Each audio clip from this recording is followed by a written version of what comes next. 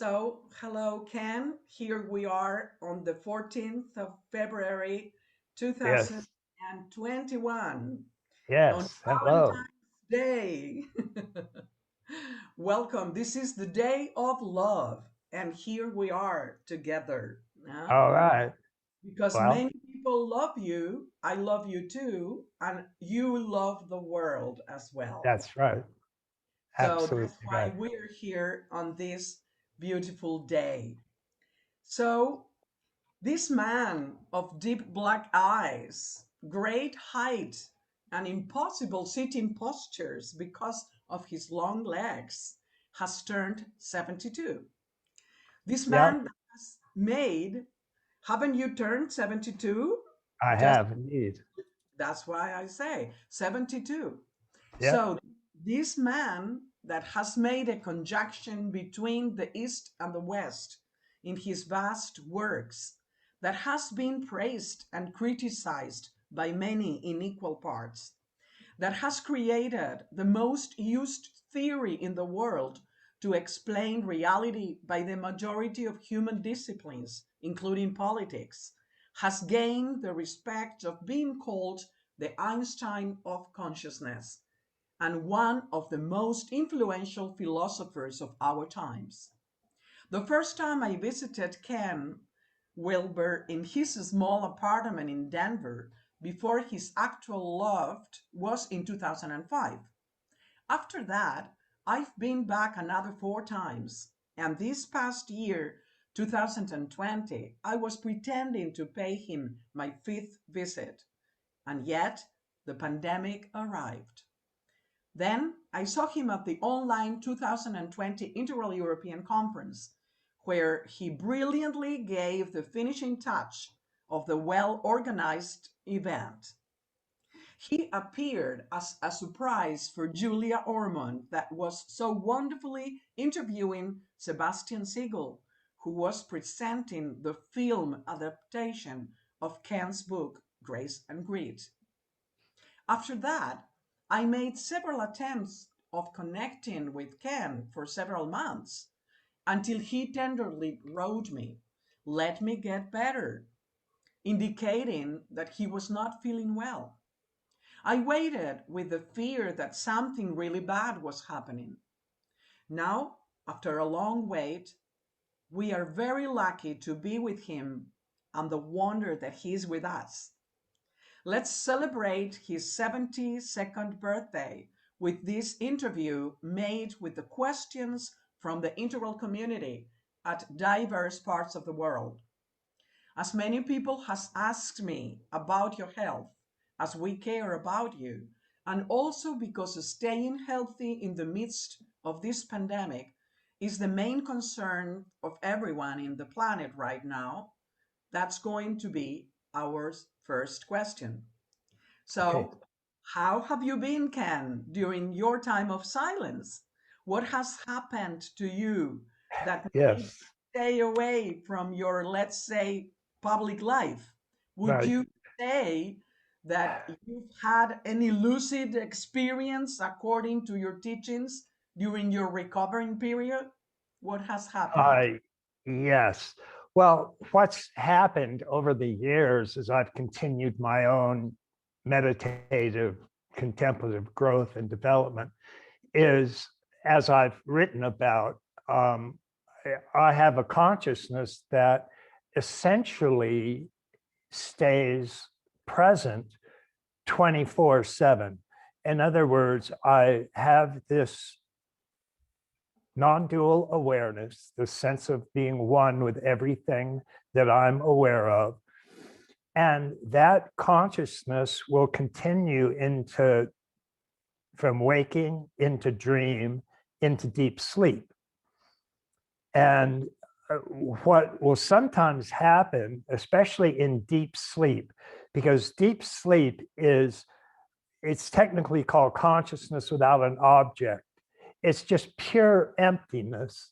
And you're aware of nothing that is arising at all. There's just a vast sort of luminous emptiness.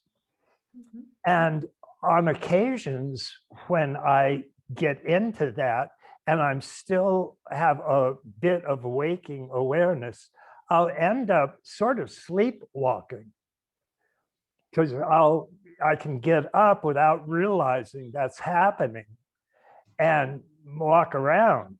And what happened this time is I got up and I walked right into the end table, which is made of steel, and I fell and broke both of my feet. And it really hurt a lot. God, yeah. And I had to check into the hospital, and I was in there for over a week or so. And then it took several months for me to actually heal from that. And so that's when you were trying to get a hold of me, that's what was happening. And I just, again, I can, because of that constant consciousness, I can deal with a lot of pain, because pain simply arises, but I'm not identified in any way with it. But it's still, if I'm in a great deal of pain, then that's what my mind will tend to be aware of. And so I can't easily focus on other items. And so I was sort of out of work for several months, so to speak, as I was dealing with the pain that was just running through my body. I should also add that I actually broke, in addition to both feet, I broke my left lower leg. Oh my and God. had to have surgery on that. Okay. And a big, long, 2-foot long titanium rod is now in my leg. Yeah, so I'll set off a metal detector in an airport now without having anything on me at all.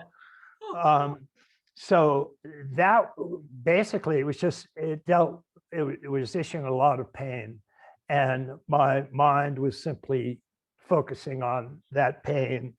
And so I really didn't get much work done, and I didn't even look at my email for several months.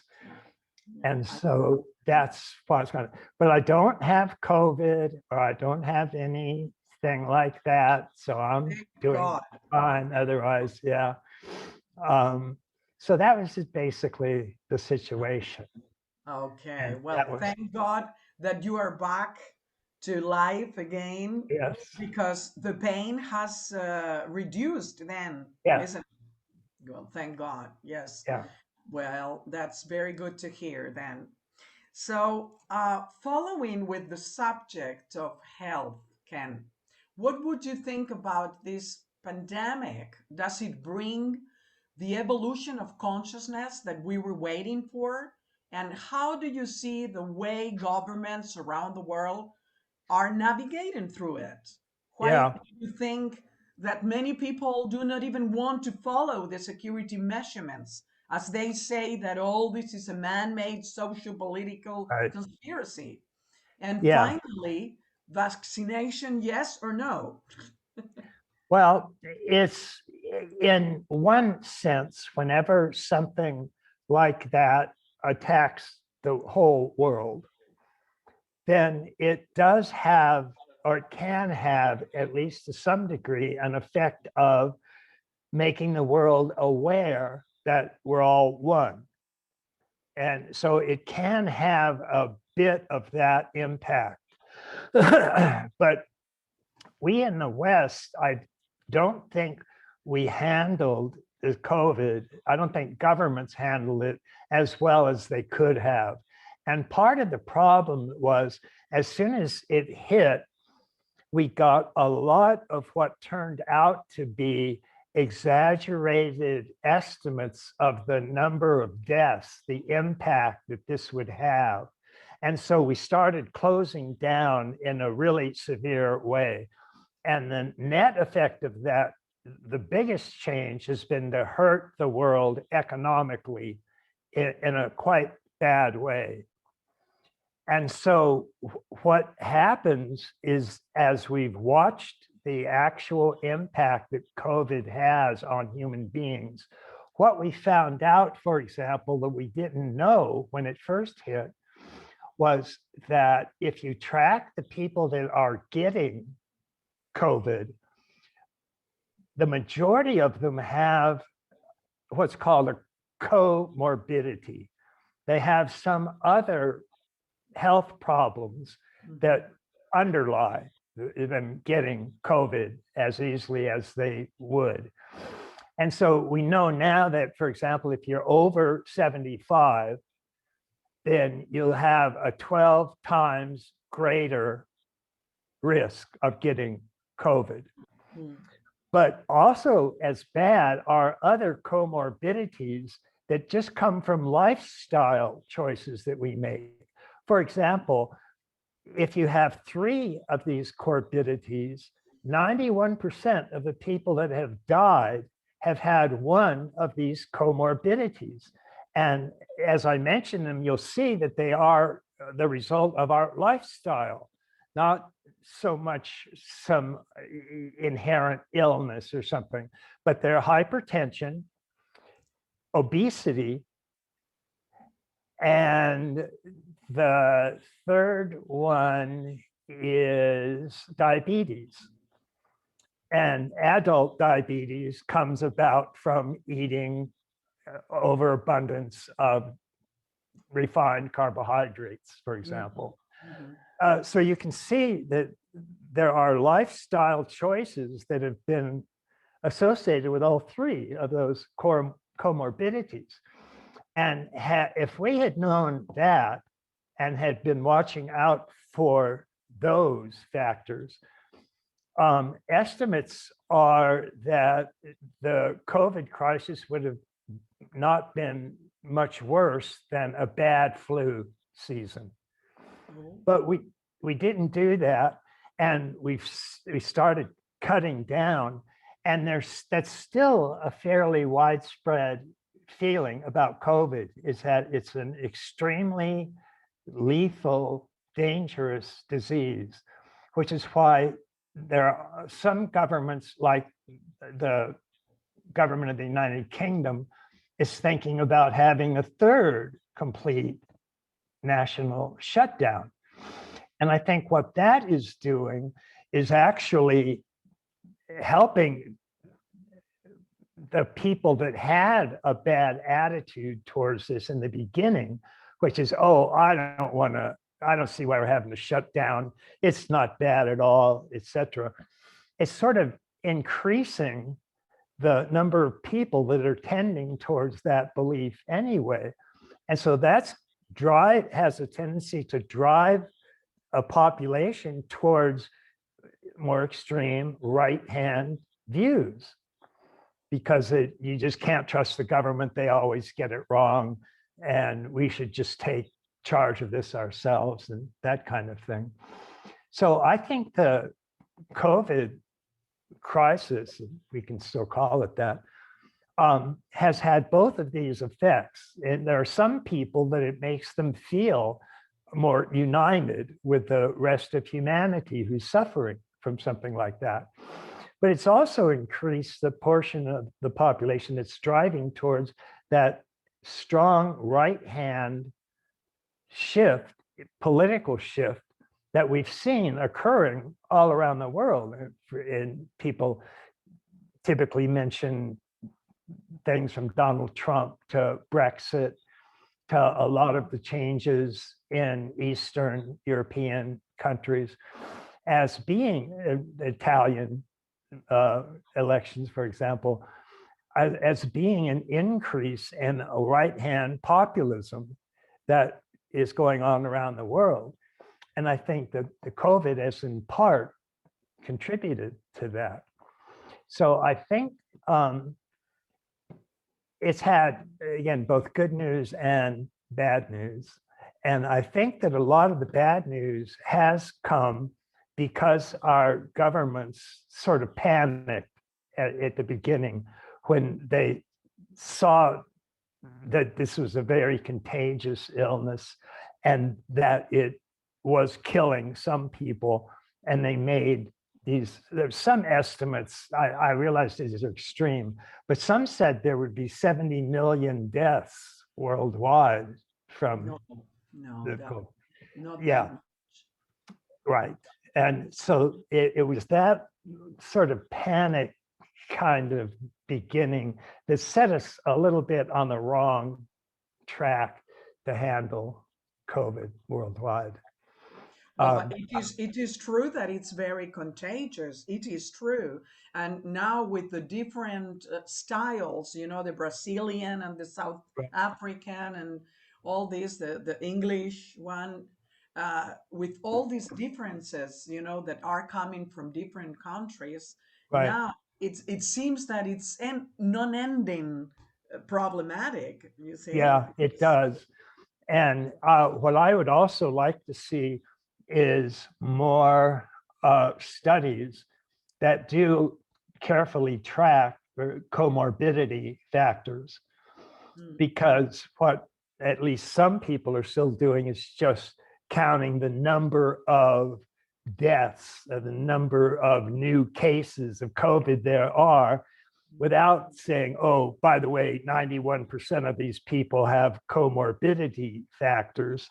So give us a full account of the picture that's occurring.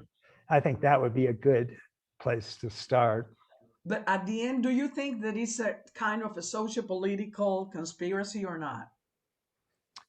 Is there a what? Like a conspiracy? Do you think that it's a conspiracy? I don't. The governments of the world that want to control population? I don't think so.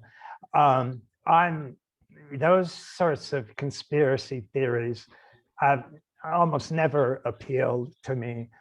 In large part because it's so very hard to get people to agree on anything and act in concert on anything, let alone getting them together on something that's a little far out. But yet it has happened and is happening all over, because you know governments, because at least in Spain people is locked down in their houses. For example, we have restaurants and bars closed. Right. We cannot go out from a certain time, like if we were in the military, Yeah. closed down. I mean, it's really, we are being really managed by Yeah. these measurements. Yeah. I know. And it's hard to get data to show that those kinds of measures actually help, because there are several countries around the world, for example, that have extremely low rates of COVID. And so exactly what are they doing that's different? Like some countries don't have lockdown very much, and they have and some of them have very low COVID rates. So I think, I guess on balance, I just don't trust the overall data that much, because there's always somebody from a country like Spain that takes a very serious approach. But yet it's not obvious that all of those countries have that much of a lower rate of COVID spread. No, So, in our country, yes, in our country, it's been shown that after the lockdowns, the yeah, number of infections have lowered a lot. well, that's good then. I mean, so at least as long as that's being tracked well and the data shows that, then that's a good piece of information to have. At least. Yeah. But But you see, there either are, way, I don't. it's very funny because, you know, well, not very funny for the people and the families that have deaths and Yeah. infected people is not funny at all. But what we see is that is the youngsters which do not believe in all this, and they just go out by the hundreds to Right. drink the streets Right. without any mask or anything, Right. like saying, we don't care, you I know, the know. world can end, but I am gonna have a joyful time. Right.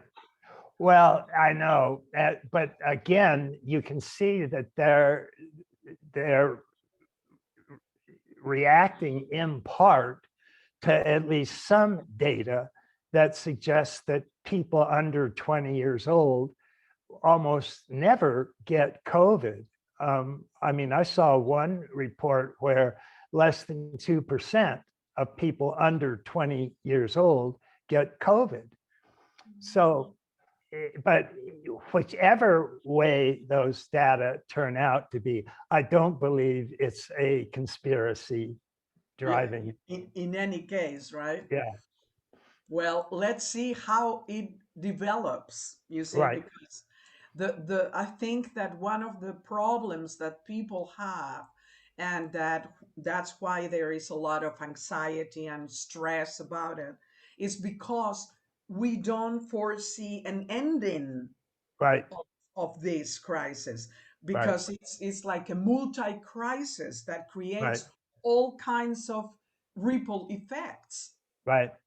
Well, And and one of the big problems with COVID is it's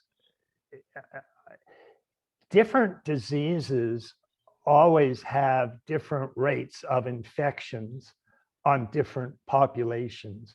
But COVID is one of the relatively few that has some very large differences in the rates that it attacks different populations.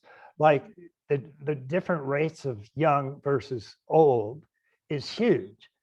As I said, if you're over 75 years old, then data suggests you're 12 times more likely to get the illness. Whereas if you're under 20, that's a very low percentage of people that are being infected. infected. Mhm. And then also we have those comorbidities in, and those are very different populations. Mhm. And whenever you have an illness like that, that it attacks different populations at very different rates, then governments are always going to have a hard time handling those without getting a bunch of negative feedback.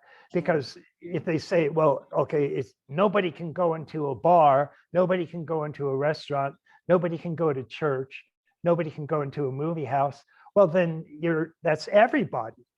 It's not saying, oh, only those people that have a high rate of infection can't go out, and then let everybody else go on about it. And It's it's not a more or way of less good. controlling such a thing. Right. It's, you So it cannot makes it, control that. yeah, the government, if it does something, it's going to be criticized. If it doesn't do something, it's going to It's be gonna be criticized. criticized. As Right. parents, same as parents, Yeah. Yeah, you that's know. true. Pretty much so. So, Same, same as okay. parents. So anyway, let's see how it keeps on going, and let's pray that it finishes soon. Anyway, Yeah. um, follow. If you would have the key for transformation, what would it be the best recommendation for avoiding the destruction of humankind? What would you say that are our biggest challenges right now? And what would it be necessary to reach the 10% of the population at an integral stage? Right. Well, that's the first thing worth noting is that probably the single most important thing that humanity needs to do is hit that 10% of the population that reaches integral or second tier stages of development. Because anything else that's offered, if it doesn't include a population that can see the importance of what's being recommended, or certainly at least think about it in an integral fashion, it's not going to happen. And so that's the first ingredient, is just however we decide it's going to work, get at least 10% of the population to second tier. When I first started writing in this field, the percent of the population that was at an integral, it was actually, it was around 3 to 4%. And now we have, depending on which model you use, it's 5, 6, 7%. So we're starting to get there. And evolution itself is driving in that direction. So we've got that in our favor. In terms of ways to help move large populations in that direction, I think one of the most important things that we have to do is go through the education system. Because one thing that Green demonstrated with postmodernism, and everybody nowadays that looks at the college system tends to be alarmed with what's happening in the Western world, that it's largely a broken green establishment. It believes in multiculturalism, equity, diversity, identity. All of those could be interpreted in an integral fashion, but they're not being interpreted that way. They're being interpreted through a green, multicultural, a sick green, and it's a broken green. Yeah, it's a broken. But what that showed is, and a lot of people say this came on us so fast. I mean, it seems like since about 2015 in America, when we hit Halloween, and all of a sudden Yale and Missouri and universities like that started writing their students letters saying, be careful what you wear on Halloween because you don't want to use cultural appropriated material and so on. And it just went crazy. And all of the professors that wrote letters telling kids, no, don't worry about what you wear on Halloween, they were fired. I mean, it was really insane. And the most common feedback I heard was, it happened so fast. When did that start? It seems like it was just 5 years ago or something like that. But what that, and in a sense, it did start in a bad way around 2014, 2015. It had been building in that direction for a couple of years, but it really broke out around 5 or 6 years ago. But what the positive thing that showed us is just how fast our major educational systems can be infiltrated and changed by a particular philosophy. In this case, it was postmodernist, multicultural, broken green, but it had an enormous impact. And that is, I said, the good news in that is that that can happen. You can get into educational systems and start with the highest, and it'll work down from there. And that's what we've seen. That's what Green has demonstrated.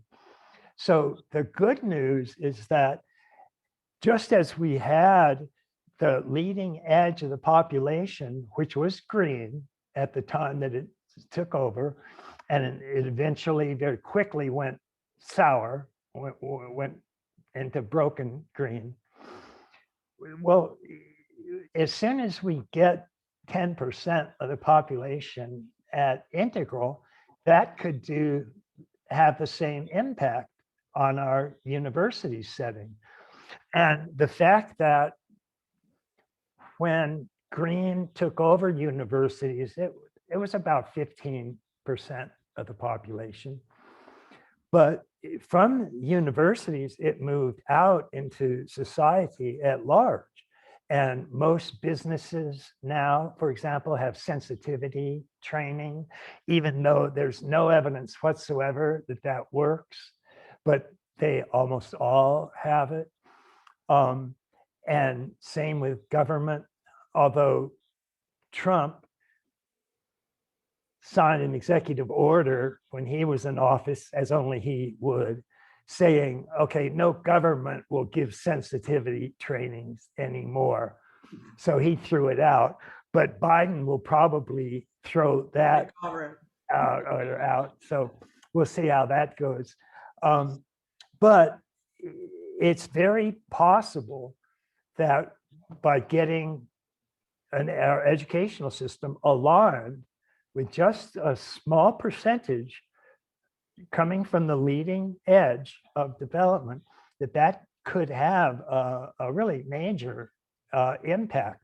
And I think it's one of the few places that a leading edge, even when it's just 10% or 15%, can have a huge impact, is by going through the educational system. Because that broken green philosophy, even though it started at the upper reaches of education, it's now moved through the entire educational system, at least in America. And we hear that similar things are starting to occur in Europe and Japan and elsewhere.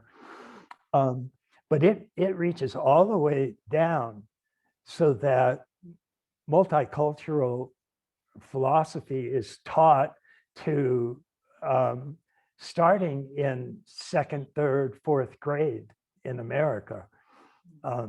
So that's, again, good news and bad news. But the good news is it can be done. And I think that is certainly part of it. But the problem is how to get to that 10% of integral people. Well, exactly. That's exactly right. And the answer there is, well, the same way evolution has reached leading edges in all years past, it manages somehow to do so.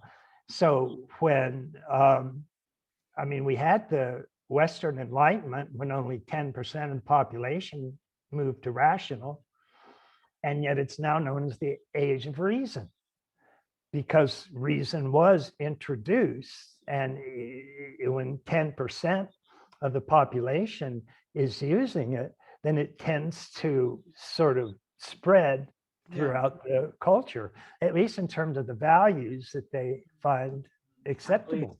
At least. Same happened with green. In 1959 in America, the percent of the population that was at green was 3%.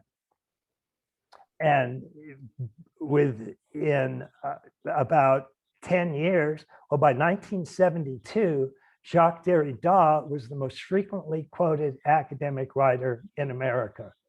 So within 13 years, and the percent of the population at green had moved to around 13% by that time.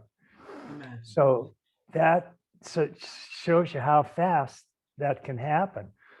And for better or worse, if you look at the years it takes for the population as a whole to move to a higher recognized stage of development, they've gotten dramatically shorter. It's more like a spiral, you know, that is it's going in faster and faster. Yes. Right. It's yeah.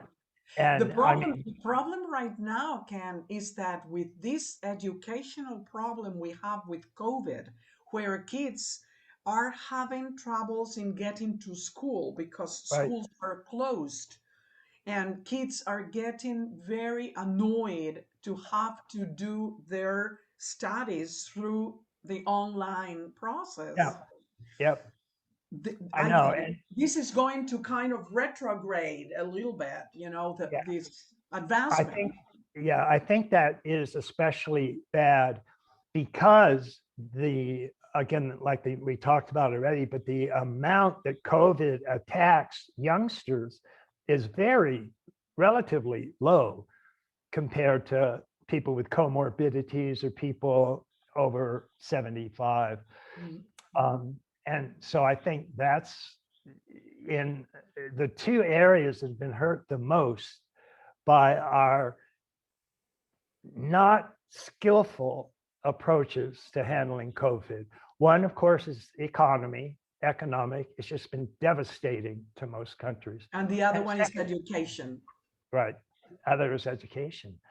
And Absolutely. those are just the two most important, as it were, areas of a society.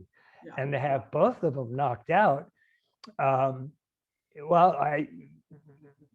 I was going to say at least it hasn't directly hit religion, but it actually has, because when a country shuts down, it shuts down allowing people to get together in church. So, I mean, that's church is one of the things that's banned when you shut a country down.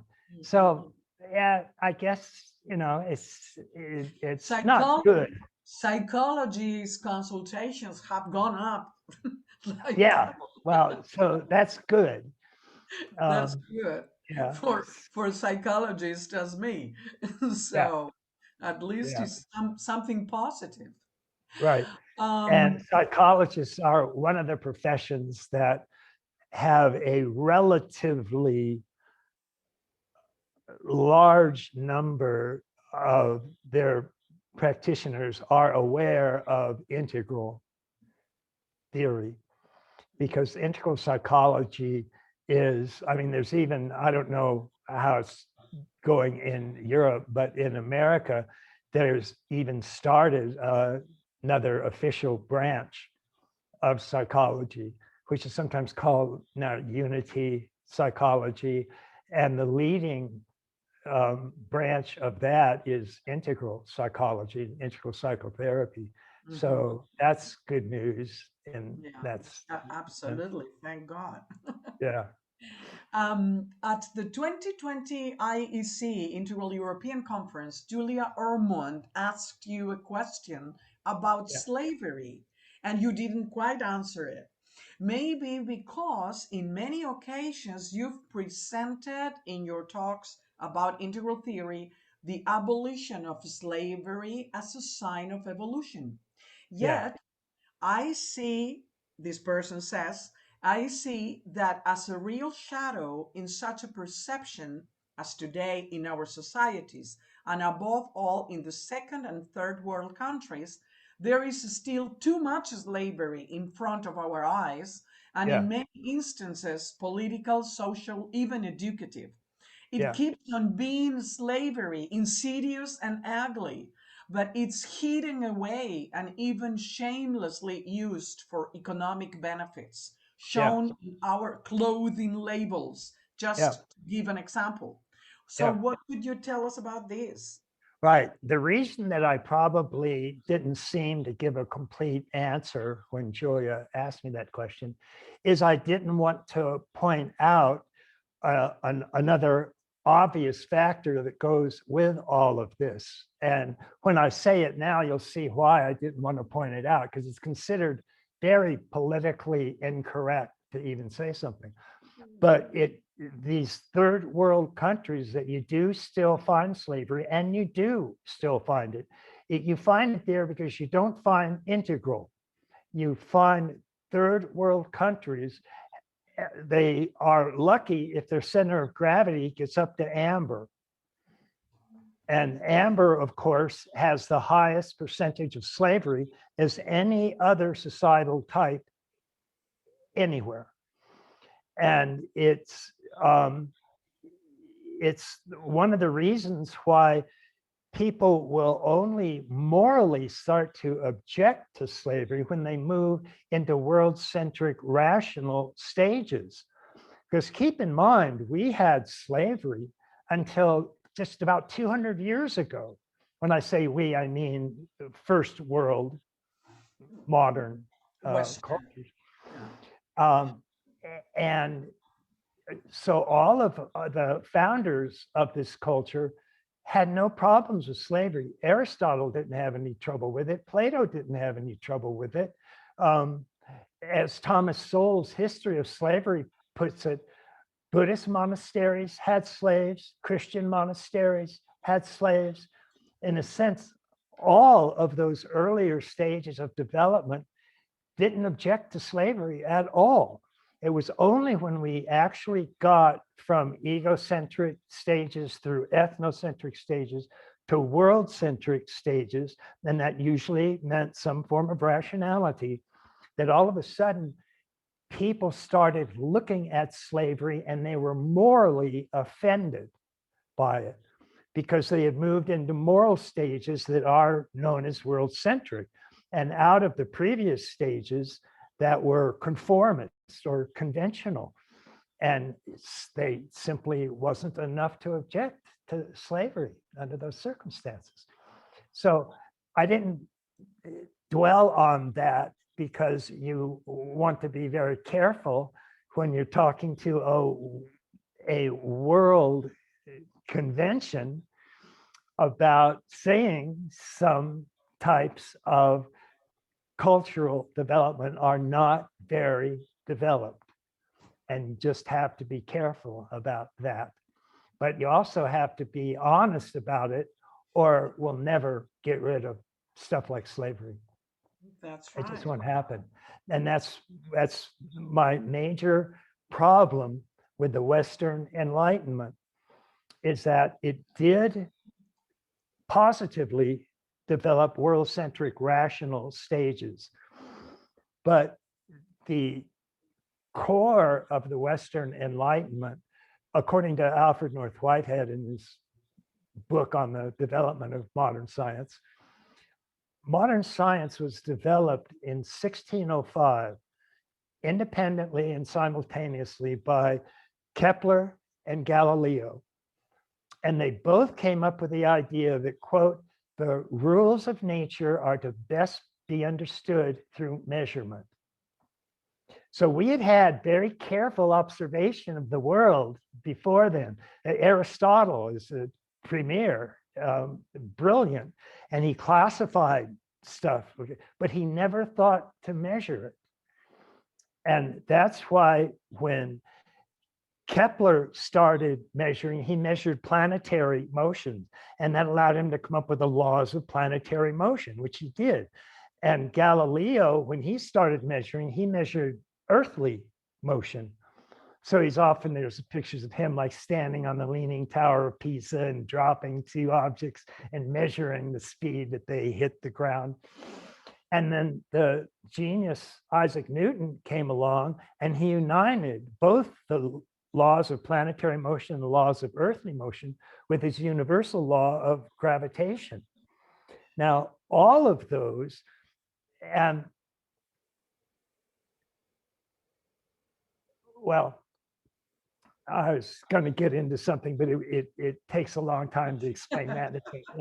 No, because we were talking about slavery, and I don't know what is the relationship with right. Einstein I know slavery. where I was going. I was just how much I wanted to explain in order to get there. But what they ended up doing was, well, I will add this.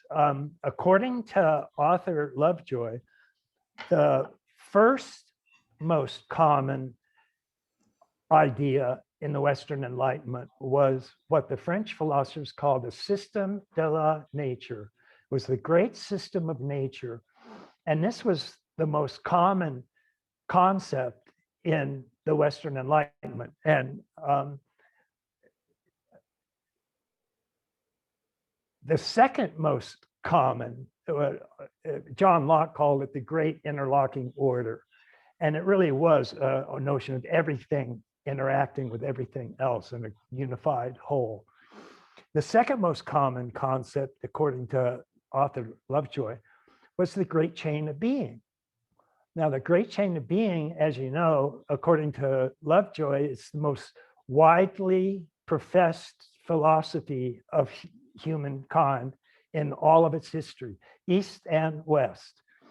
And an example of the great chain of being in Christian terms is matter to body, to mind, to soul, to spirit. And so all of those were a great interlocking order. They were all interwoven one with another. But when you start to measure that, as everybody knows, it's fairly easy to measure matter, but it's very hard to measure mind, let alone soul or spirit, something like that. So even though most of the great philosophers that became the great pioneering scientists, while they're out busy measuring, what they're measuring is matter.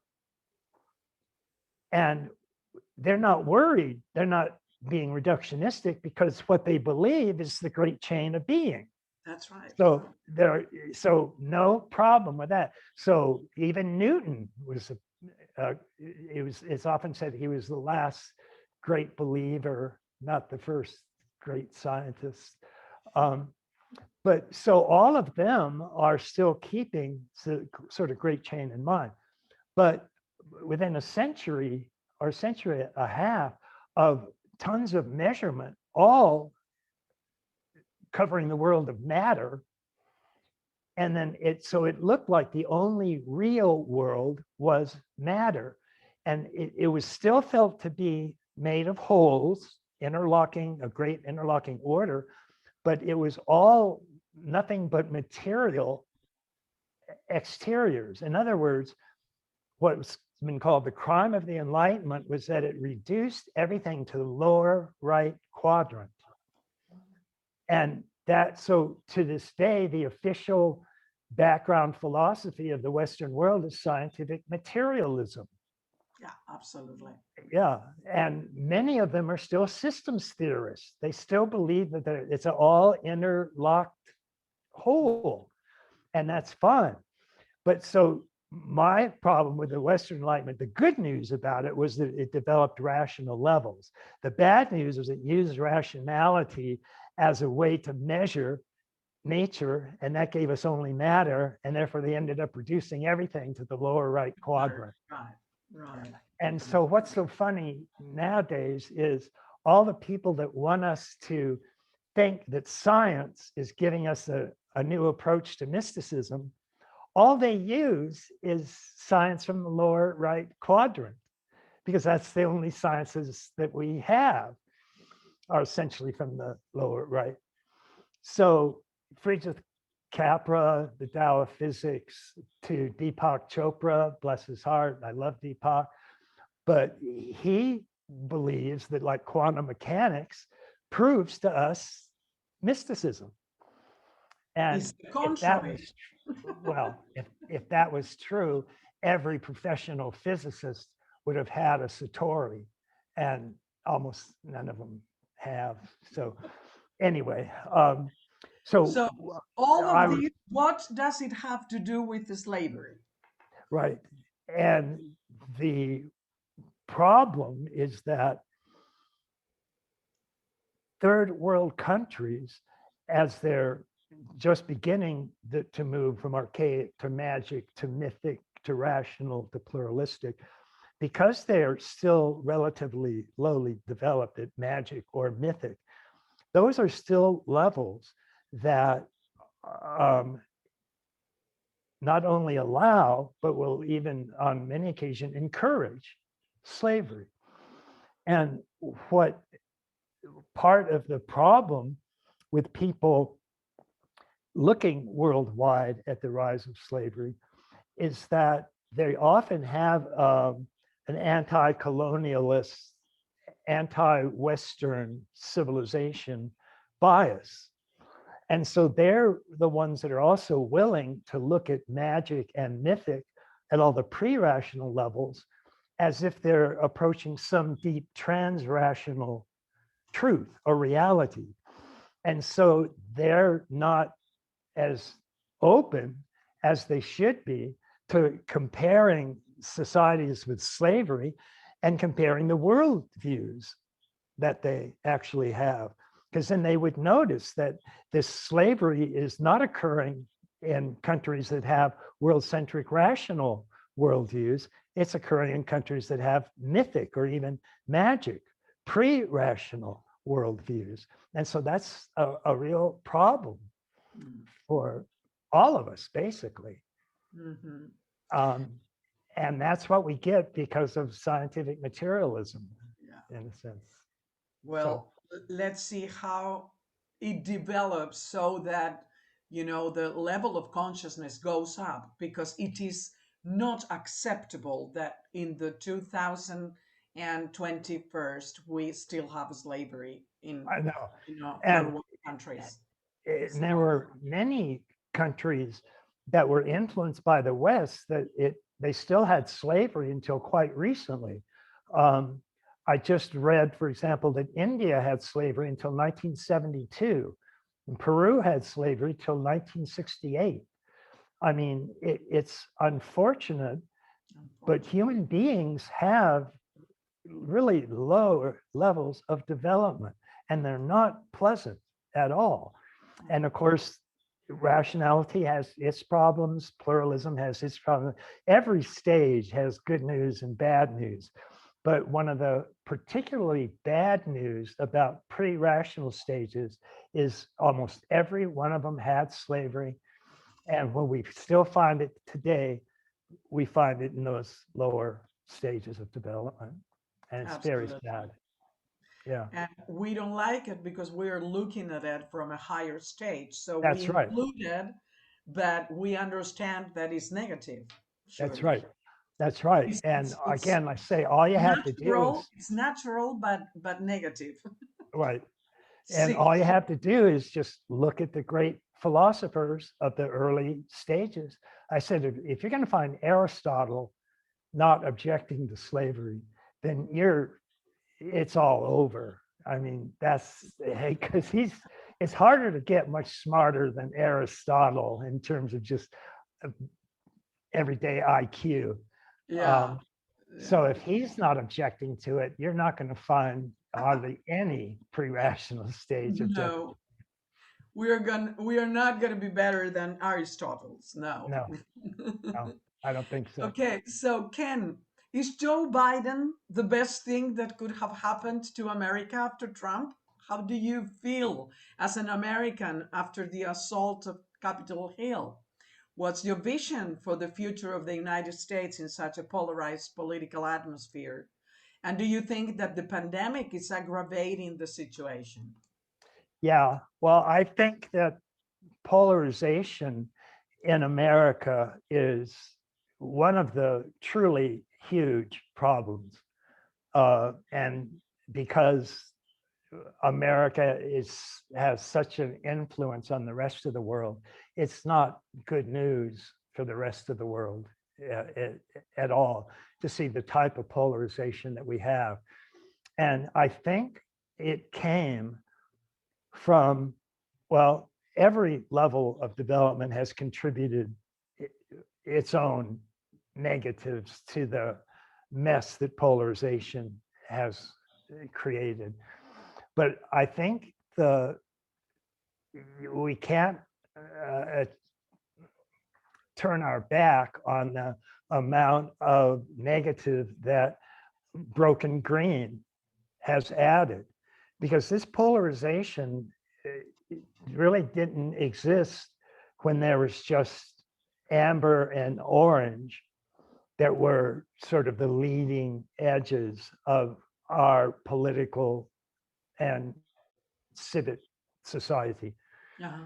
But when green started to come in, by introducing a multiculturalism and a diversity without really having ways to integrate those polarizations, they actually started increasing the amount of polarization that we had. And this was coming from the leading edge levels. So this is why what we call the culture wars came into existence only with green. And we started, our political systems started, well, in Europe during the Middle Ages. Of course, the general center of gravity was amber, ethnocentric, and people at those stages today we call traditional values. and they are traditional values. So in the Middle Ages, they believed in king and country and God and family, and all of those were important values that a person at traditional level will still tend to adopt or think that they're positive in some way. And then when the Western Enlightenment came, it brought with it a rational view. And that rational view was world-centric.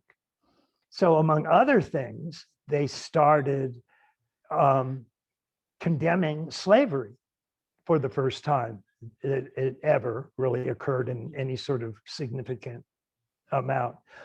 And when they got into politics, they had such a novel view of politics that they actually had to come up with a different name for themselves.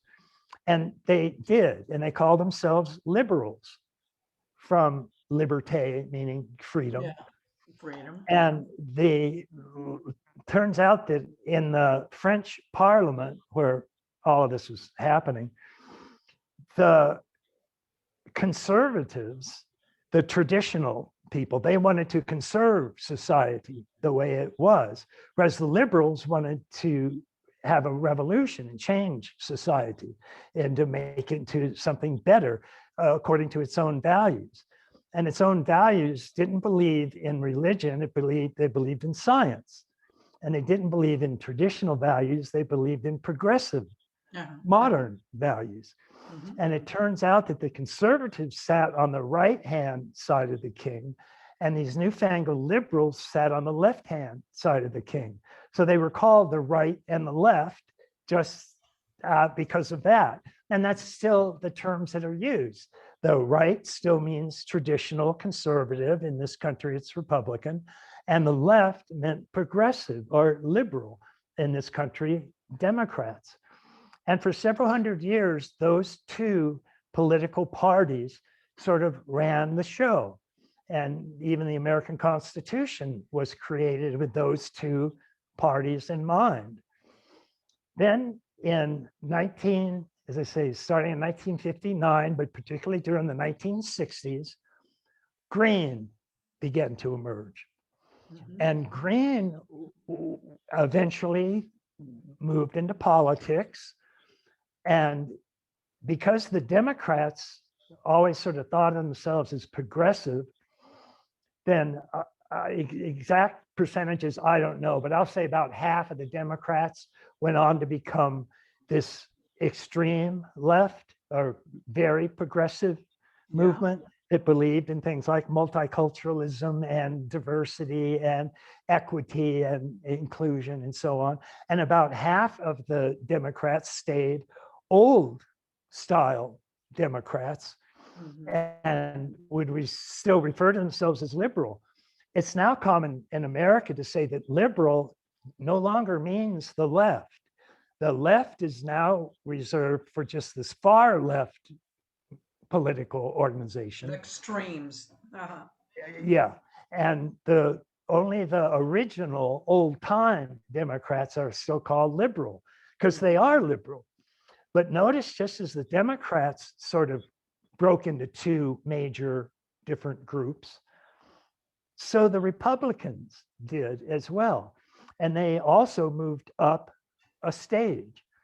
And so about half the Republicans stayed true, old-time, traditional believers. So they still believe in God and family and country, and all of the old traditional values are still embraced by most standard old-time Republicans. But then about half the Republicans moved into orange, rational. And they're often referred to as the Wall Street Republicans. And they were interested more in things like world-centric economics and things that could help business and so on. And they also became sort of interested in wealth in a way that traditional believers weren't as much. So what we had were three political parties. One was ethnocentric and two were world-centric. But whereas they say two's company is three is a crowd, when we added these green values of multiculturalism, diversity, and so on top of the old time liberal values, that's where we got the culture wars. Because these were two value systems that did not get along with each other. The old time Democrats believed in individual freedoms. So they believed in the first Bill of Rights, for example, the freedom of speech. Whereas the new left orientation did not believe in individual values. They believed in group values. This is called social justice. Yeah. And so, and the old time Republicans, the half that moved up to orange and became sort of the new Republican voice, they also adopted orange values that the old time Democrats still believed in. Mm-hmm. So these new orange Republicans very much believed in individual rights. They believed in the First Amendment. In today's culture wars in America, almost the only people you can find speaking out for the First Amendment are these new Republican voices. The old Democrats' voices have been silenced by this new left, but they still will vote for an old-time liberal if they find them, or if anybody's nowadays called centrist, it means those old-time orange liberal values. And the progressives now just mean green, and the pure traditionalists now just refer to amber. So we have these three different value systems, and that's when the culture wars broke out. And the culture wars in particular started introducing this polarization that we're talking about. Because when there's just orange and green, they could more or less get along. They still occasionally would fight and really didn't like each other. But there was just two of them. And it was, you were either one or the other, and it was fairly easy to choose which one. Yeah. But when green was added, particularly became tough whether you wanted to be an old style liberal or a new leftist liberal, because these two really didn't like each other, and they really were quite different. And in particular, green was always saying things like diversity is our strength, and we're a multicultural country, and items that are not necessarily, it's not that they're not true, it's that they introduced types of fragmentation that they still couldn't integrate. The types of, like a multicultural nation can really work if you have a leading edge at integral, because integral will know how to pull together all these multicultural fragments. But if you don't have at least a center of gravity that truly is integral, then you can't claim that you have integral values, because you don't. And your multicultural just becomes a fragmented culture. So would you say that Joe Biden is better for the country right now? Well, to the extent that now this left branch of the previous liberals is adopted almost entirely by universities, Hollywood, academia, the universities in general, and the news media. They're almost all true leftists.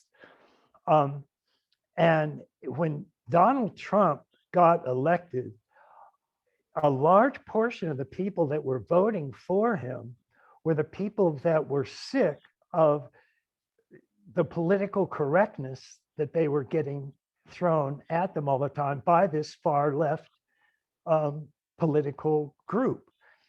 And so they voted for Trump because he was so anti-politically correct. Now, I'm not saying that's good or bad. Donald Trump, there's a lot of problems with Mr. Donald Trump, I assure you. But that was what, in large part, got him elected. And I mean, I wrote about this in Trump and in the post-truth world. And a lot of other political commentators have written on how that worked as well. Even Kellyanne Conway, the woman who headed Donald Trump's efforts, they asked her why he won, and she said, "Oh, political correctness." That was her one short phrase response. And that was actually true. And so when Biden was elected, he had all of academia was behind him, all of the press was behind him, and all of Hollywood was behind him. And so you have to look at the net effect, those groups just sort of automatically being behind him. And they were behind him simply because he wasn't Donald Trump. And in terms of any positive qualities he might bring, I think he does have some very real positives. But that's not the main reason that he got elected. The main reason was that he had taken political correctness out of the equation.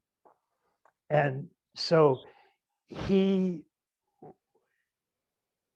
the positive benefit that just that alone will bring, quite apart from what Biden himself brings to the picture, the fact that he's not Donald Trump, and therefore he's taken that anti-political correctness out of the scene, that has an enormous positive influence.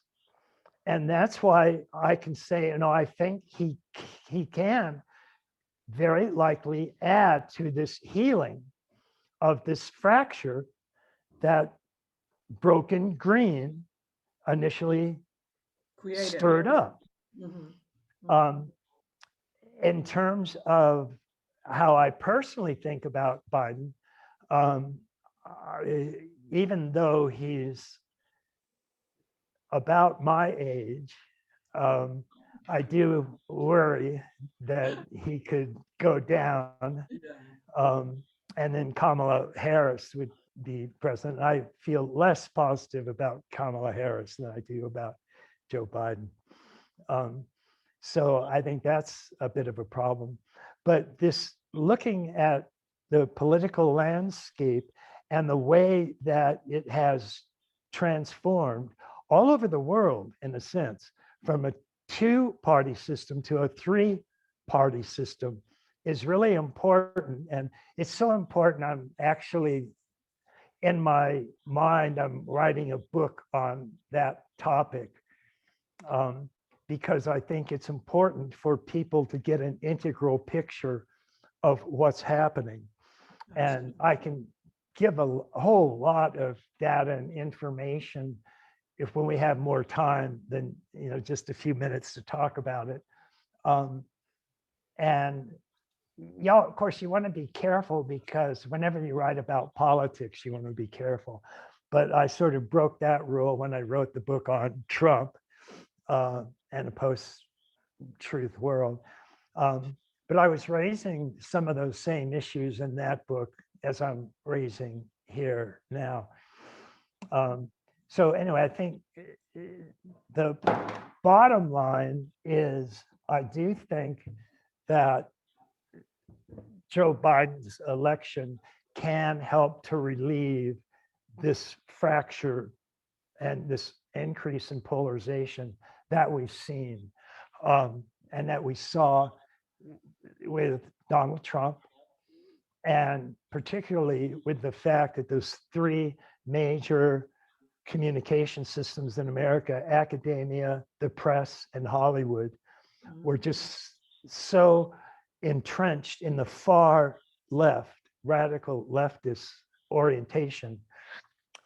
And keep in mind that the fact that I call it far left or radical left isn't in itself a put down, because most of the smart people in any culture, particularly academia and the media, would be at green, because green is the leading edge in today's world.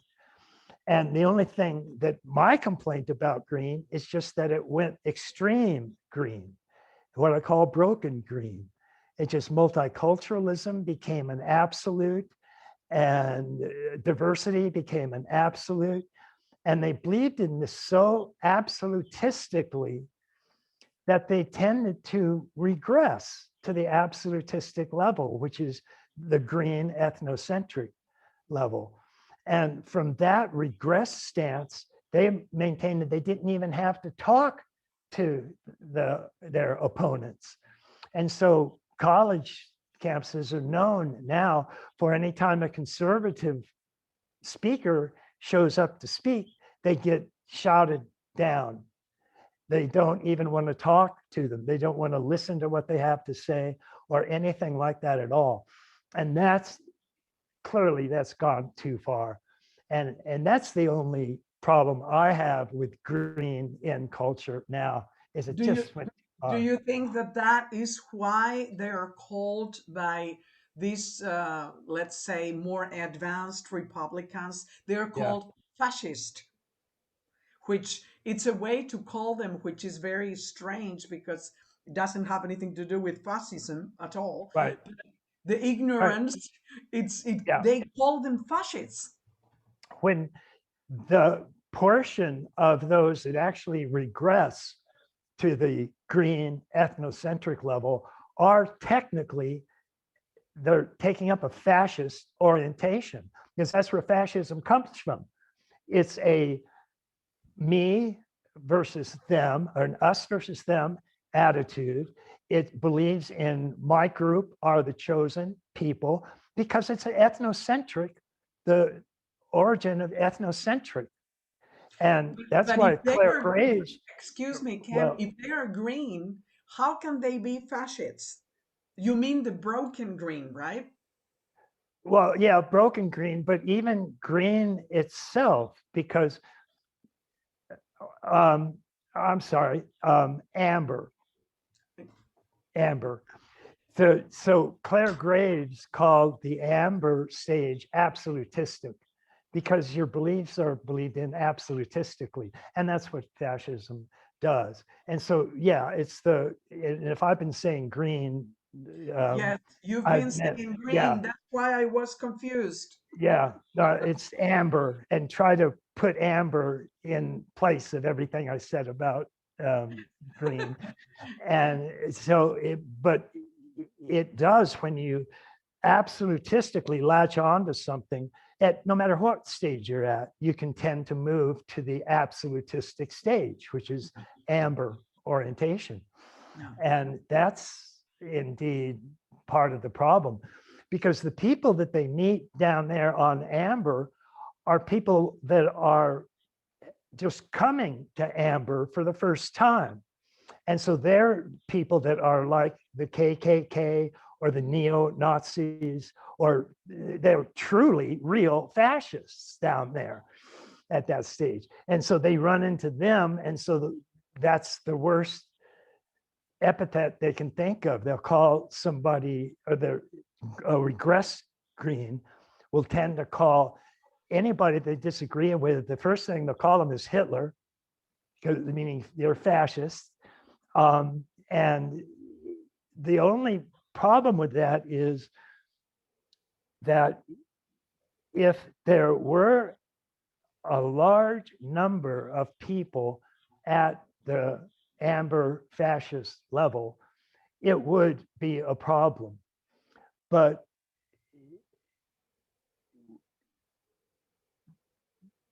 the Southern Poverty Law Center, which is a think tank that's very, very far left in its orientation. And so you would expect it to come up with statistics that help the far left. They pointed out that in 1920 in America, the number of KKK members, there were about 4 million KKK members in America, which is astonishing. But today, they estimate there's approximately 6,000 KKK members. So that's not going in the wrong direction.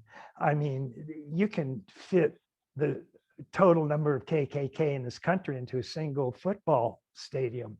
It's just not there, not to be worried that Not much significant, about. not really Yeah, significant. yeah, Yeah. Well, let's see how it develops anyway, because it is, as you very well know, it is very important how the United States develops because it influences the whole right, rest of the world. So right, we have our eyes set right. on what happens there. Yeah.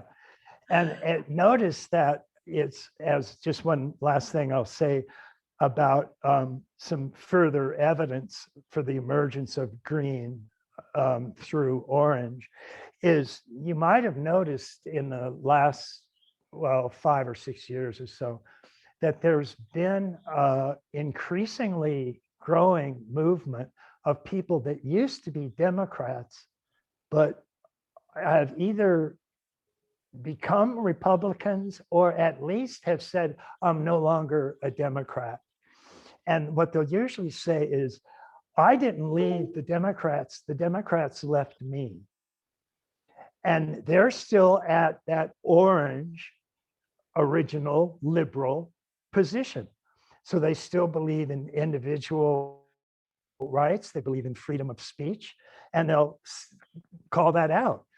But then they'll say, and the reason I'm not a member of Democrats is, and they'll list all the green values. They'll say they're social justice warriors. They don't believe in freedom of speech anymore, and all of those. And so you find a fair number of fairly well-known intellectuals that if they have not fully embraced Republicans, because Republicans still do have half of them at amber, in addition to the half of them that have moved to orange, but they'll at least start criticizing the modern Democrats, the far left.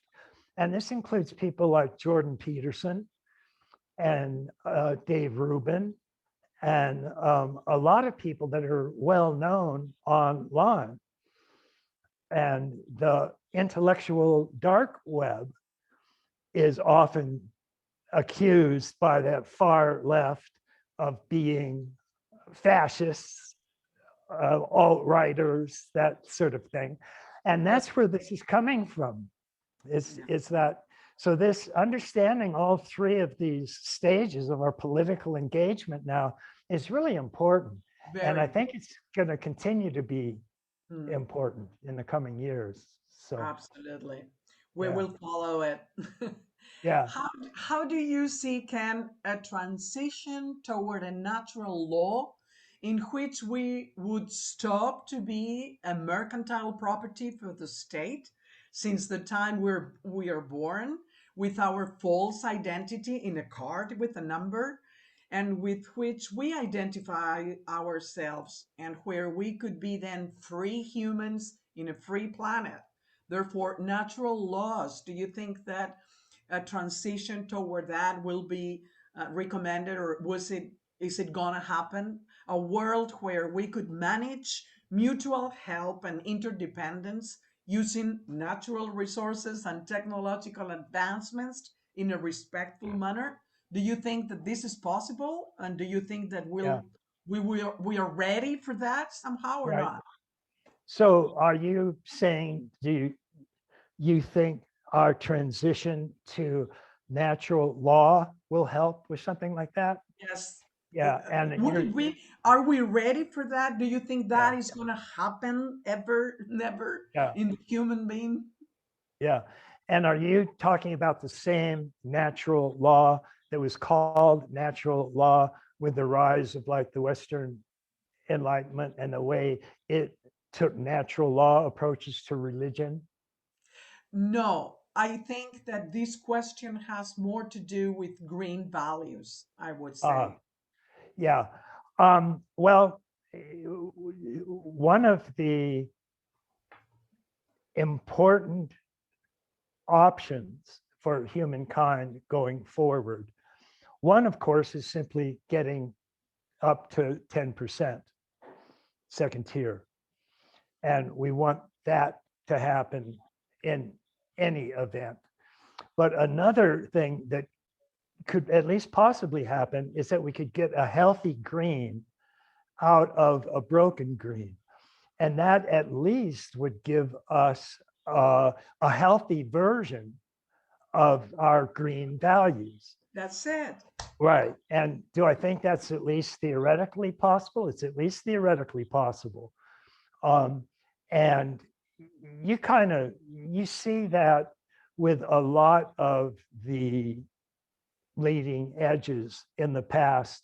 They've often come up and sometimes they start healthy and then they go through a period of getting kind of sick or discombobulated, and then they'll often come back.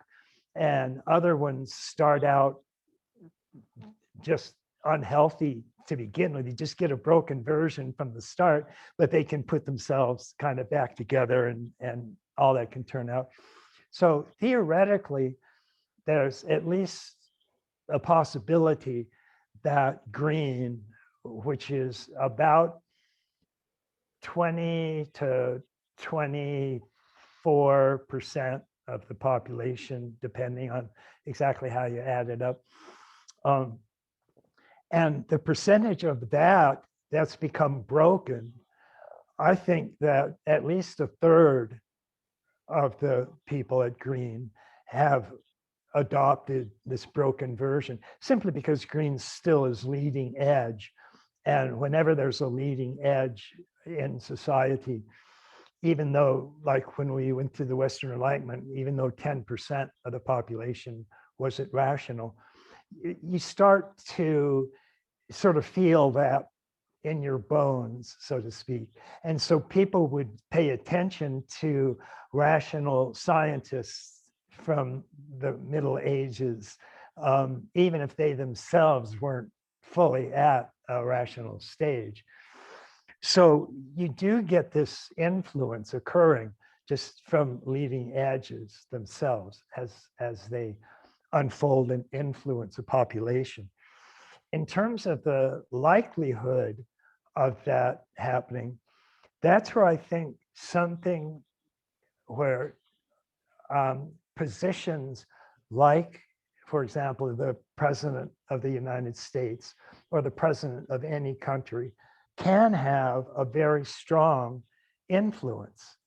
And I think one of the reasons that our leading edge green went so crazy during our culture wars was because of Donald Trump.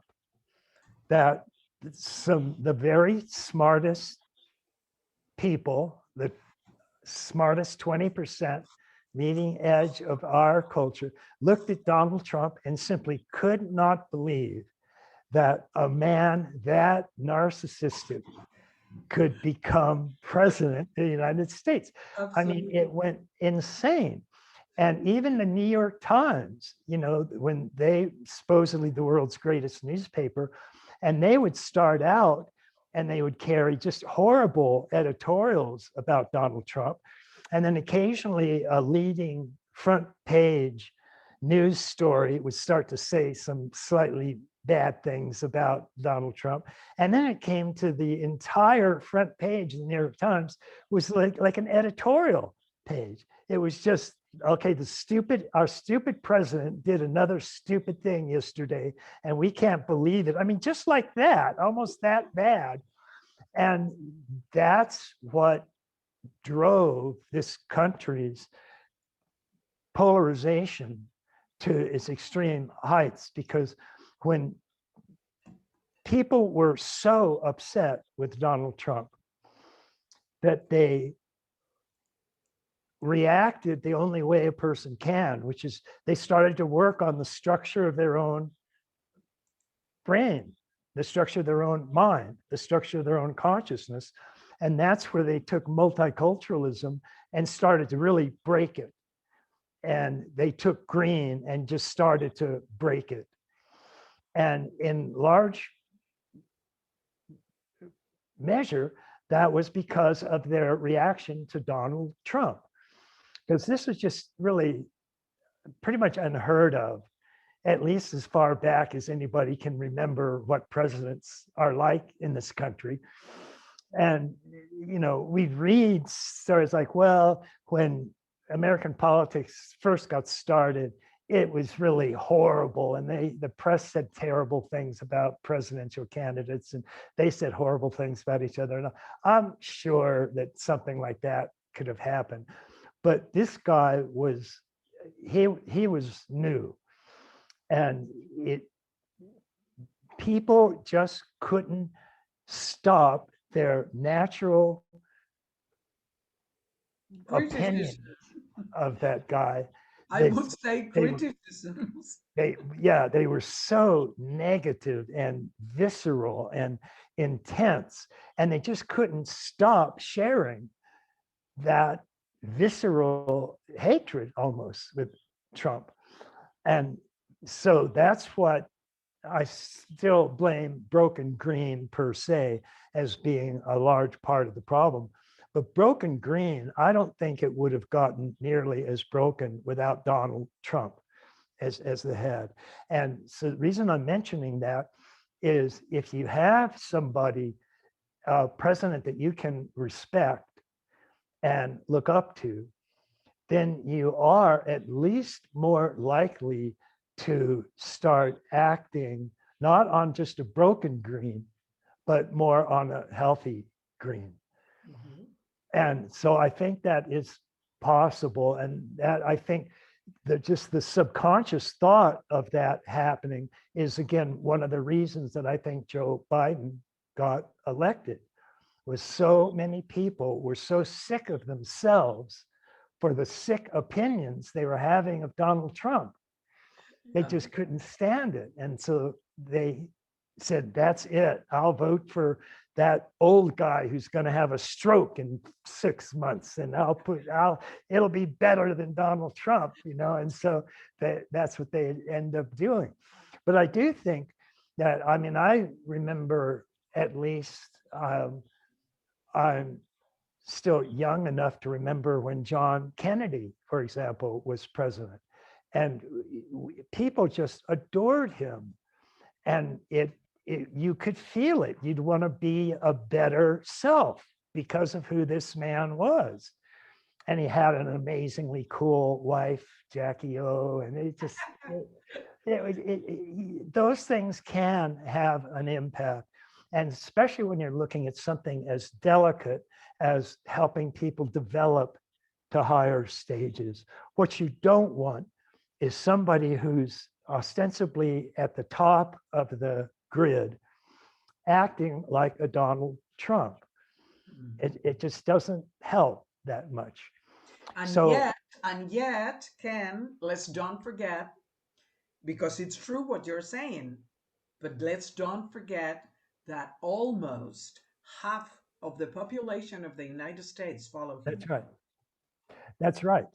That's absolutely right.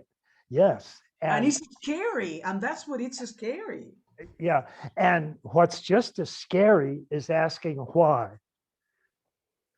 Because then I do believe you do see one of the reasons that Donald Trump could get away with anything is what they liked in him was the fact that almost everything he did was anti-politically correct.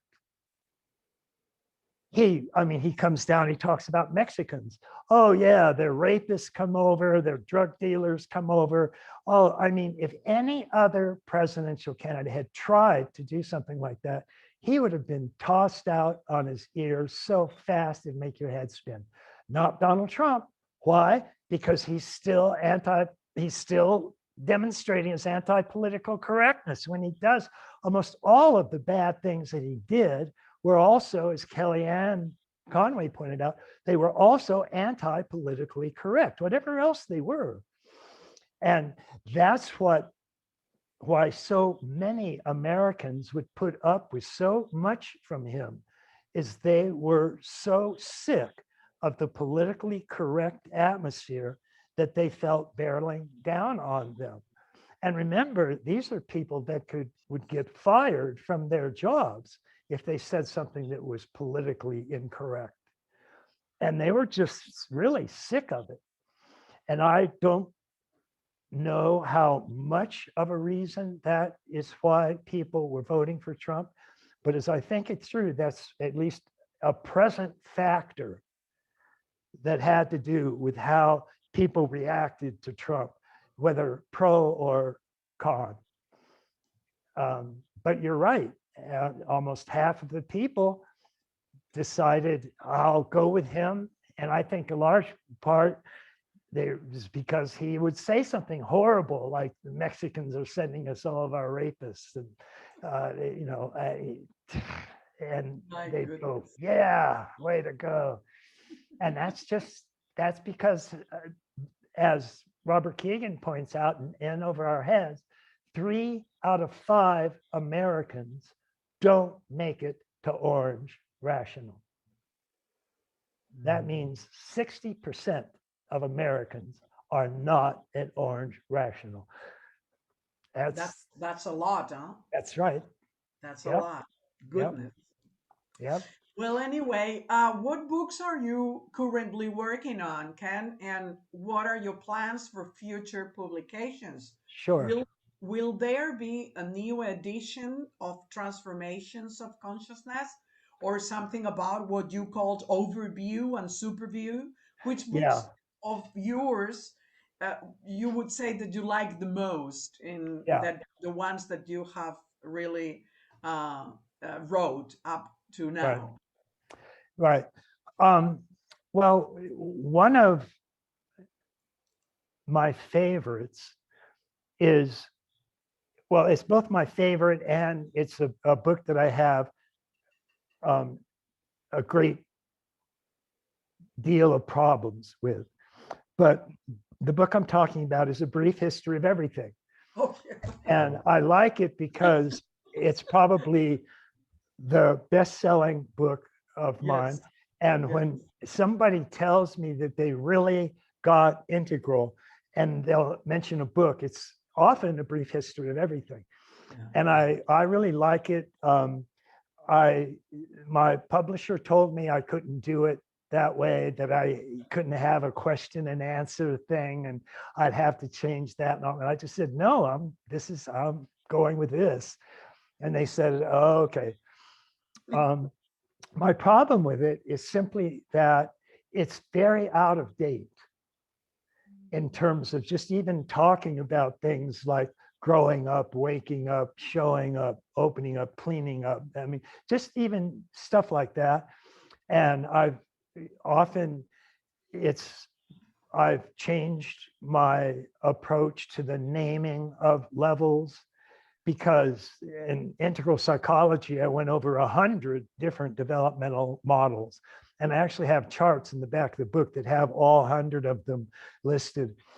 And because of that, Ken, excuse me, that's why I like your integral theory and your own works, because you're never closed up to something, but you're all the time evolving and really adding up as reality keeps on flowing. So I like that. Thank you. Good. So well, thank you. Thank you. So what I wanted to do was, I've always,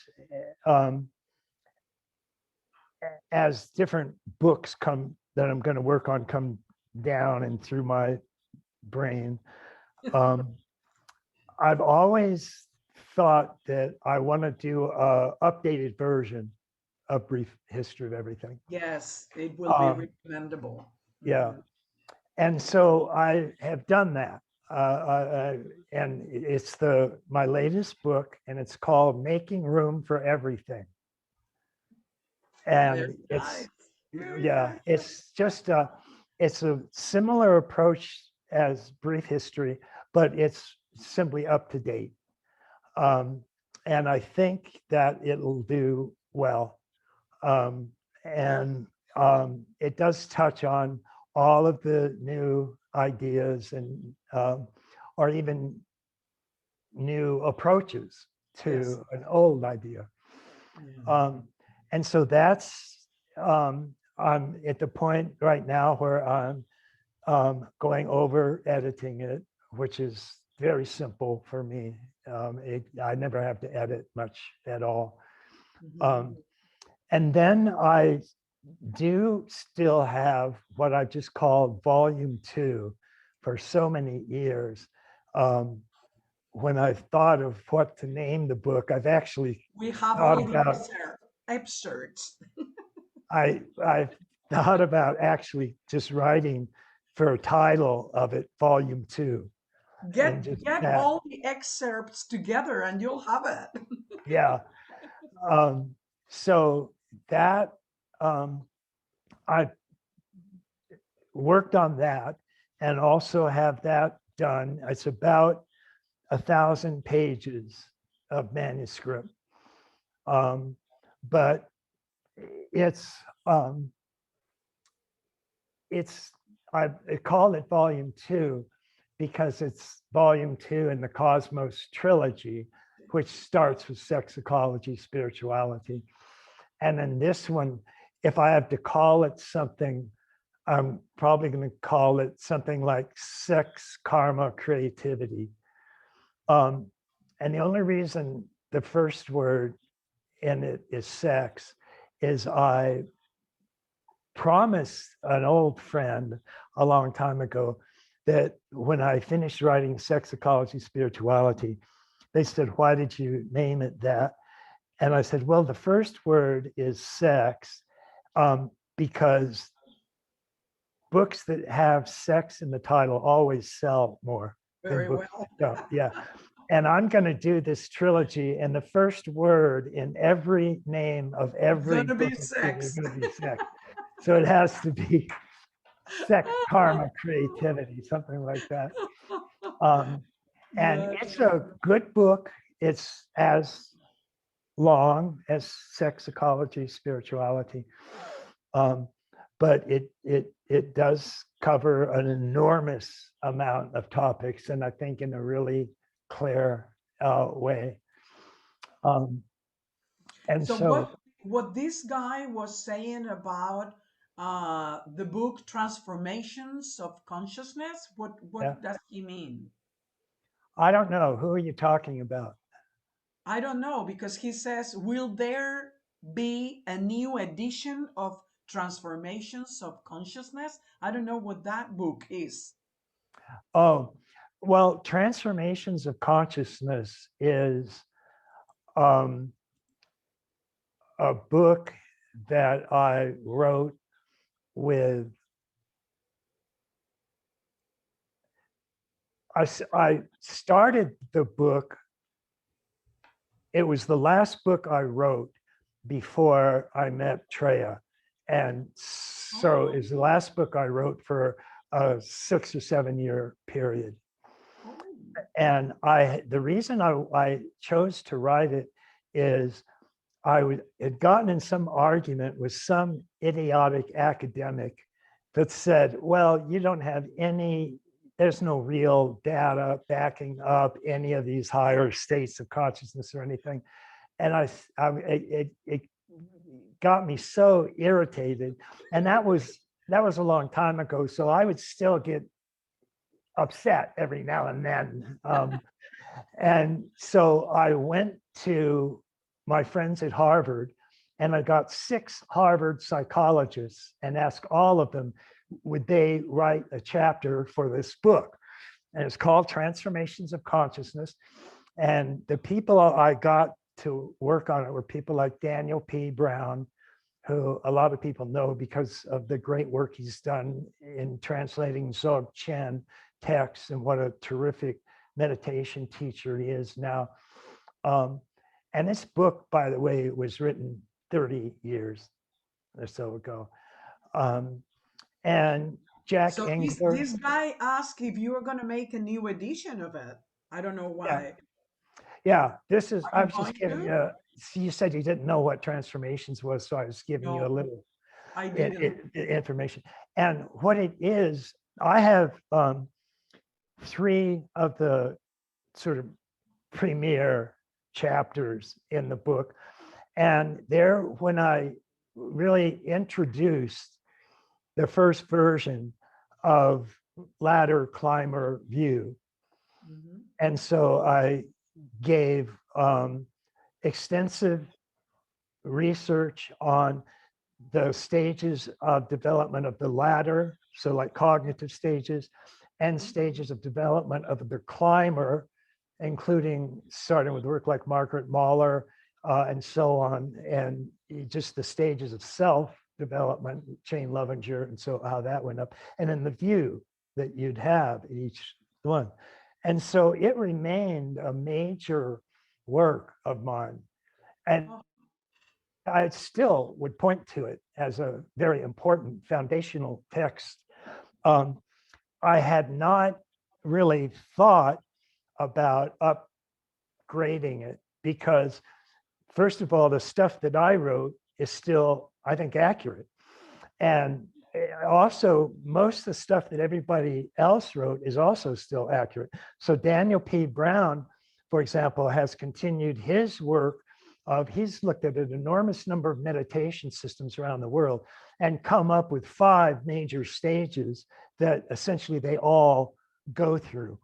And those 5, incidentally, are exactly my gross, subtle, causal, turiya, and turiyotita. Well, he presents those same stages in that book. So those have stayed the same. So I haven't really felt any urgency to redo that To book. redo that, I see. Yeah. Okay.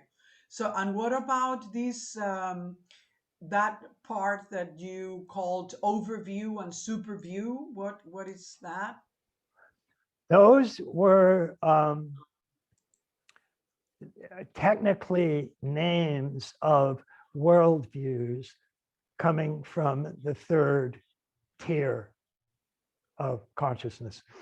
And the reason that they're still kind of circulating, that people have still heard them, is I was at one time thinking of calling 2 of the volumes in the Cosmos trilogy. One was Overview and one was Superview. And I actually But you're started. not going to call them like that anymore because No, you're going to call them sex, trauma, that's right. and what was it? Right. Sex, trauma, and what was the Sex, creativity? karma, creativity. And creativity. Yeah, right. That's right. Very So good. the karma and the creativity come from transcend and include. So it's talking about the structure of eros throughout Yeah. the cosmos. I can imagine that. Yeah. Okay, so in 2008, the book Integral Life Practice was published in English. And after 12 years, it seems that the movement that could have generated is kind of blocked. Yeah. Even their authors did not follow that line. So, what would you change if the book would be written today? What would it be the path to follow for an integral life practice for the present time? Yeah. Why would you say that the integral movement tends more toward a philosophical corpus than to Right. a practicum activism? Yeah. Well, it's hard to say why a book doesn't take off. The one concept that comes to me, and I'm hesitant to say this because I don't want to sound like it's bragging, but if I were to do it entirely over again, I probably would have written all of it myself.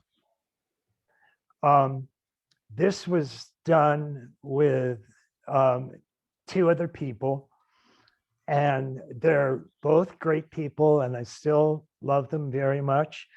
And I think they did a good job considering how much I didn't contribute to it. We went over all the theoretical details. So I'm fine with the stuff that's in the book. And I still think it's a very good book to use for practical aspects of how to apply integral theory. And is when we actually create an integral life, when we create programs where we actually do an integral life practice, we'll still use that book. Sure. So, but that's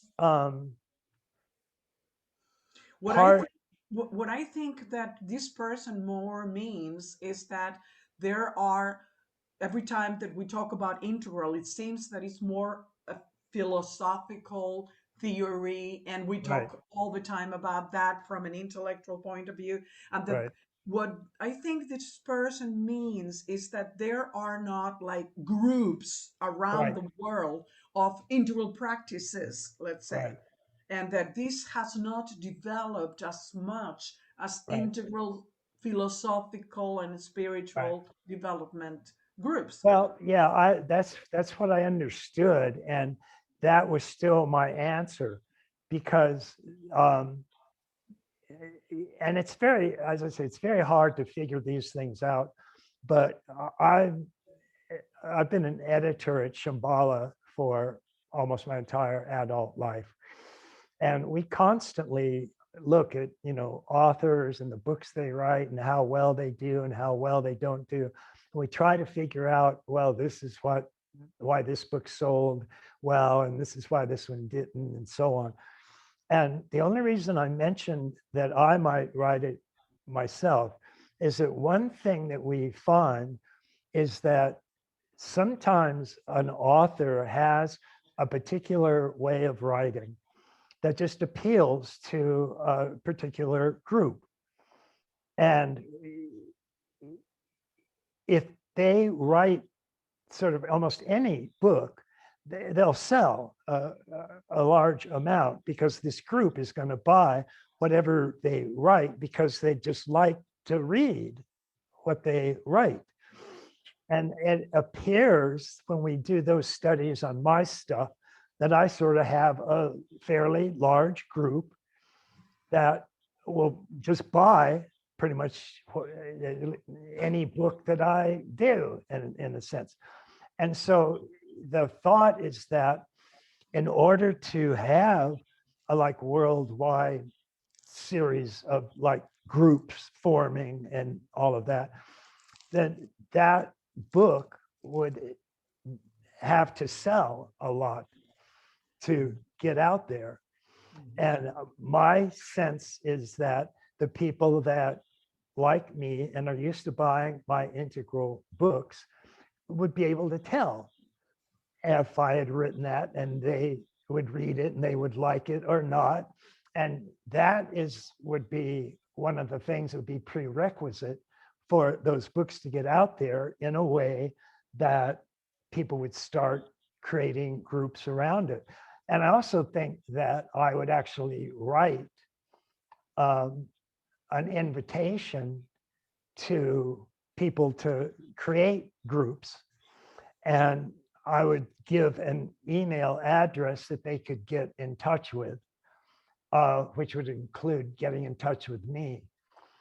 And then if we did something like that, then I think we would see more of the practical applications actually get out there. Yeah, that will be wonderful. Uh, let's Yeah. do it. Okay.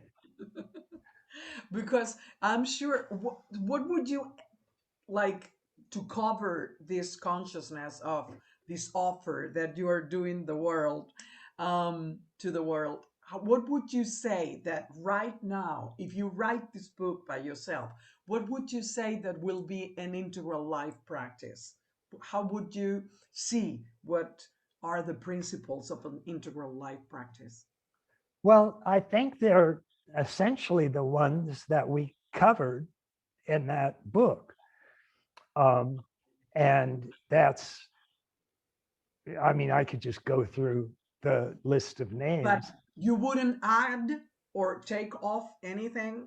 Well, I mean, it's hard to say now. When I sit down and read it, I'm sure there are things that I would add or subtract from it. But But nothing that comes to you now that maybe, not really. no, okay, No. okay. Um, Is it because it's true? I mean, I would address what you're saying because I love that book. right, Integral Life Practice is, I think it's accurate, clear, concrete, right, and very, very applicable. right. So, this person probably means these groups that Yeah, he would prefer to see around the world as right, integral practice group, right? right, So right. probably is what he means. Yeah, Okay, and if we had done some sort of, here's an email address that you can get in touch with if you want to start a group, and we urge you to. If we had just put that in, I think that would have helped it enormously. yeah. Um, so I know when Mike Murphy and George Leonard created their book on transformative life practice, um, they included that sort of announcement in it, and it helped enormously. So, Mhm. yeah. Anyway, Let's what we could do. yeah, In your books, Trump's and the Post-Truth and the Religion of the Future, you offer the data of 5% of the population in a second degree of consciousness. That is 350 million people understanding, among other things, that each human being is evolving through different levels of consciousness and therefore accepting the thoughts and values of others. yeah. Where do you think that these people are stationed? What do you think they're doing right now? Where are Right. they? And Because what percentage did you quote me as? um, like 5%. Oh, right. And it seems that they are separated from public media, institutions, associations, public activities, and even books. Don't you think we would need a little more involvement of Yeah, these so-called evolutionary people? right. Um, Keep in mind that the vast majority of people that are at a given stage of development have no idea that they're at that stage. So when I said, so when developmental psychologists say, oh, 23% are at green, uh, probably way less than 1% of them have any understanding at all of the stage of development that they're at. So that means that you seem to have disappeared from the screen. Um, if 5% of the population is at integral second tier, way less than half of 1% would be aware of that. And then of the percent that's aware of that, the percent of them that are aware of my own work would be even less. That's right. So the overall, it becomes a very small Percent. worldwide percentage that are aware of integral as integral I see. theory. Hmm. I see. Okay. In some of your books, you've talked about the death of psychology and the birth of the integral. Why do you say that? Do you really think that psychology has an expiration date? Or was that just a simple way of talking to to introducing us into the integral reality? I think it was a way to introduce it. And in terms of the actual phrase, the death of psychology, I had actually a fairly well-known psychological theorist had written that phrase in one of his books. And it was written in a footnote, and it was just making a sort of off the top of his head comment, but it of course stuck with me because the person also used the fact that what was coming was what he called, quote, an integral age. And I think he was just looking, as a psychologist that wrote quite a bit of stuff on psychology, the history of psychology and theory of psychology and so on. I think he just noticed the huge number of different schools of psychology that he was aware of existed today. And he really wanted them to come together. And so he just thought it would be the death of all of that stuff and the birth of an integral psychology that would tie it all together. And so, and usually when I use a phrase that somebody else has used, I almost always quote them, particularly if it's in any vaguely academic work that I'm doing. But I didn't, for some reason, didn't mention this person. And I think the reason that I didn't is because he had put it himself in a footnote. And so it didn't seem that important to him. And so when I just first read it, I just noted that, and that's what stuck with me about it. And what about philosophy? Would you say that philosophy is dead? That it has lost its enlightening function? It seems that people's ideas, feelings, and opinions are so fragmented and polarized, Yeah, having all curiosity for real evolution, that there right, is more practice for well being than intellectualized readings and discussions. What is right. leaving the cognitive line aside? May Yeah. integral practice take us to enlightenment by itself, would you say?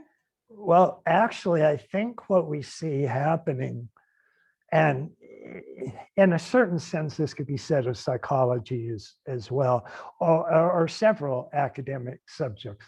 But what I see happening is actually a slight increase in the interest which people are showing philosophy. And I think it's a very obvious reason that they're starting to do that, and that philosophy is starting to see a little bit of a rebirth. And the reason is the internet and the number of, the internet is fundamentally, it's a new Gutenberg revolution. It's fundamentally changed the number of people, the amount of people that get information from it. You just think about publishing. If a publisher publishes a book and gets, if it's an academic, difficult book and they sell 10,000 copies, they're delighted. They're completely happy. They make money. They make any advance they gave the author, they make that back. They're happy.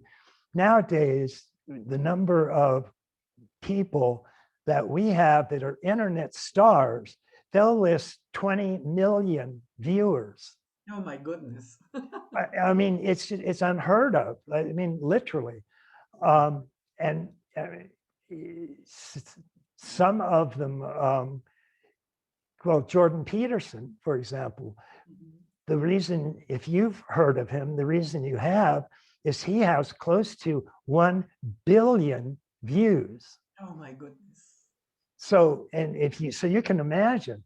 And what's happened is that a lot of them, like Jordan Peterson, emphasize the importance of philosophy, because and they will themselves give philosophical explanations for stuff.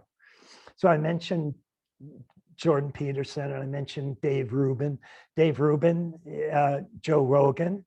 These are, I mean, Joe Rogan does a visual podcast once a week, and he has 4 million subscribers. And that means that many people are getting this communication from this person. And Joe Rogan is a fan of philosophy. And so is Dave Rubin. And they're all, incidentally, all 3 of those are people that no longer consider themselves to be Democrats. If you ask them what they are, they'll say, I'm a classic liberal. And they all 3 of them have used exactly that phrase to say what they are, a classic liberal. That means an orange, original, classic liberal orientation in favor of individual rights, freedom of speech, etc. But because we have this type of background circulating in such huge numbers, and because at least a large portion of some of those are philosophers, they talk it up. And that, even if it gives just a 2% increase in interest in philosophy, that's 2%. I mean, and if that's 2% of 4 million people, that's a lot of people. And that's sort of what's happening. And I think one of the main reasons it's happening is that if you listen to all 3, just the 3 that I've mentioned, the intellectual dark web, by the way, has got several hundred people that are primarily philosophical in orientation, from Sam Harris to Eric Weinstein, and I mean, they're just on and on. And they all, if they all have something they don't like, it's scientific materialism. And that's why, I mean, when scientific materialism took over from philosophy, it just said all of philosophy sucks eggs. It's all wrong. It's not scientific. It can't provide any sort of verifiable belief criteria, and so on. Now that scientific materialism is starting to run a little bit thin, people are starting to try to provide their own background philosophies.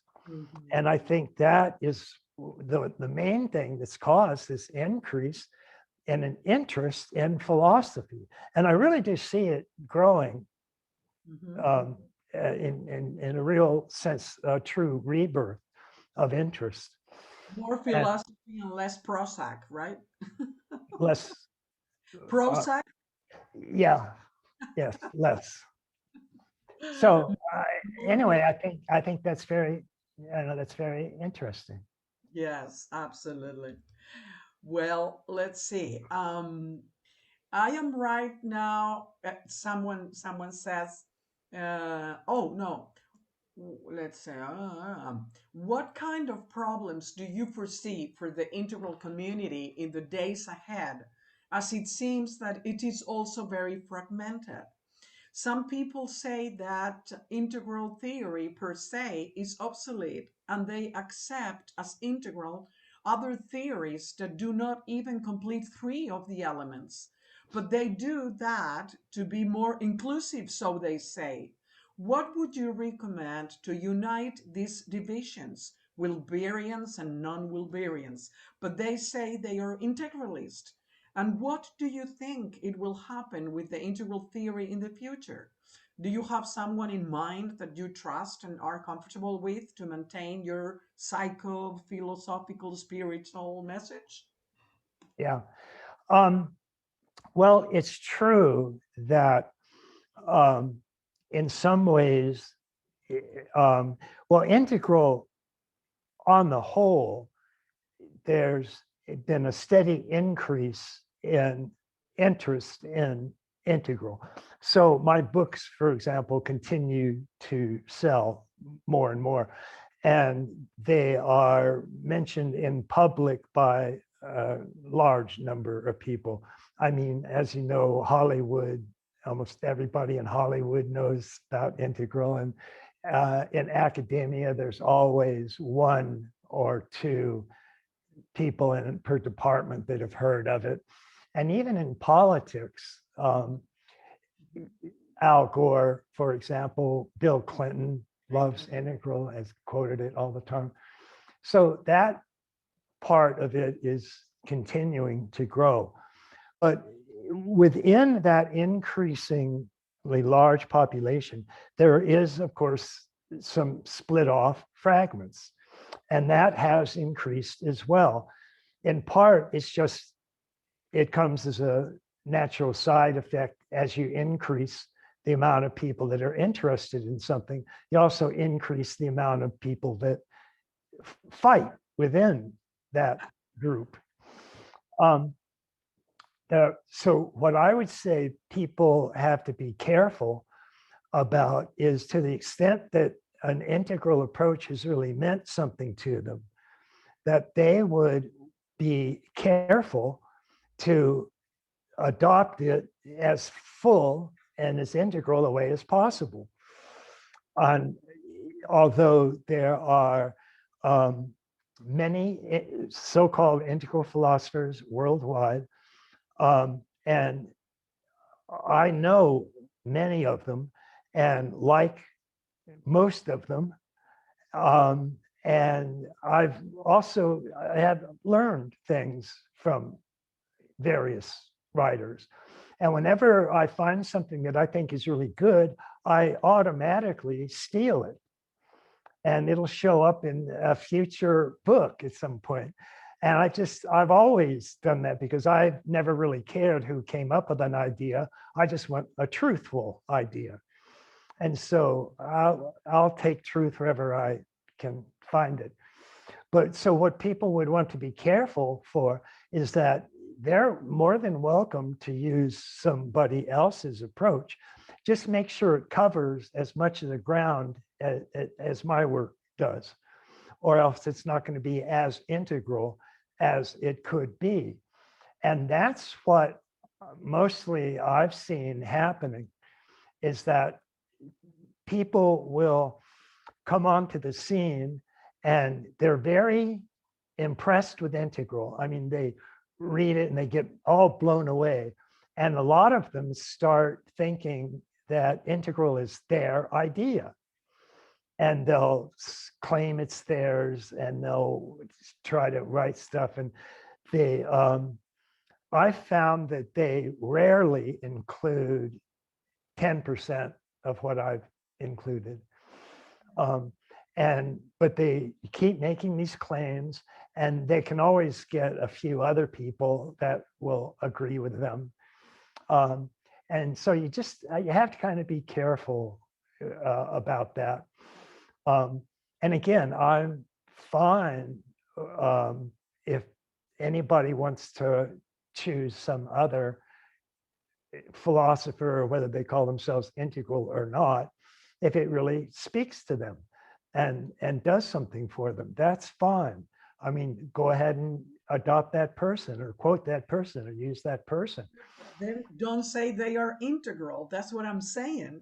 Yeah, You know, that, in that sense, I think it's a great misunderstanding then yeah, of the word and what do we mean by that. Because, for right, example, I remember your talks with the deceased, unfortunately, Roy Bhaskar, remember, which yeah, at the beginning he was saying, oh, my yeah, theory is integral. yeah, And after talking to you, he finally accepted, oh, it's true. My theory is not integral. right, So that's why, for example, I remember when I was in San Francisco in that conference that Sinsborg Hargens was presenting a presentation in which, you know, the Roy Bhaskar and this other guy, the French guy. Yep. uh, I don't remember his name now, that created the theory of complexity, Yeah. the French guy, Right. uh, at the same level than you, and he was presenting these three integral theories. Yeah. And I remember telling Ben Seganti, this is crazy. No, Right. no, no, no. This Right. cannot be put at the same level Right. because Ken is integral theory, but Right. this complexity theory and this Yeah. reality theory are not at the same level. Right. So why to put them at the same level? Yeah, So that was unfortunate. The French guy, for example, that came up with the complexity approaches, he did include three approaches. So they were, he called them the good, the true, and the beautiful. So Sean, who was presenting this, is giving an integral updated version of all of this, thought that he was really dealing with all of the areas, all the quadrants that I was. But this French gentleman was actually using the good, the true, and the beautiful. They were all essentially from the lower right quadrant. In other words, he wasn't really integrating them. He was just giving a scientific materialist view of all three of them.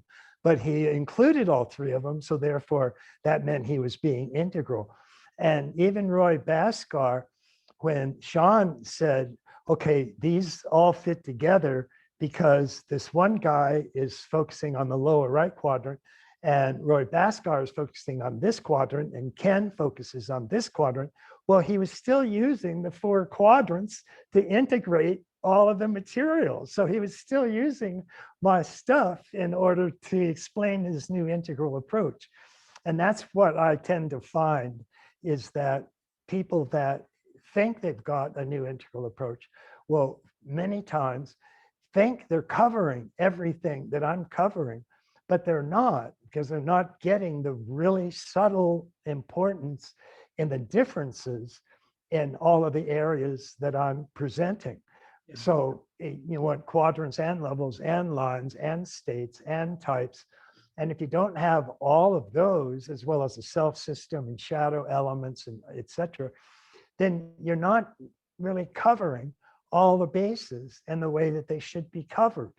And therefore, it's not as integral as it could be if you were including that as they were meant to be included. that's So right.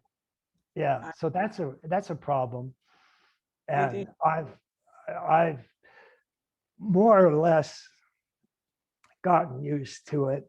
I still would condemn it when I see it. I mean, I'll still criticize it, but I don't get dramatically upset over it like I would have when I was younger, because as I said earlier, I don't get that upset anymore.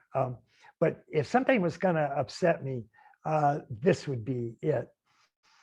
It's Yeah, people claiming to be integral and they're not really that integral. that's right. That's right. Yeah, I I understand and I think the same thing. Absolutely. yeah. Well, anyway, I Because will. I spent a lot of time putting all these elements in this full integral uh, framework, because I think that they're all extremely important and they need to be included. And so when somebody busts the framework open, and it means they're tossing out something that shouldn't get tossed out, That's right.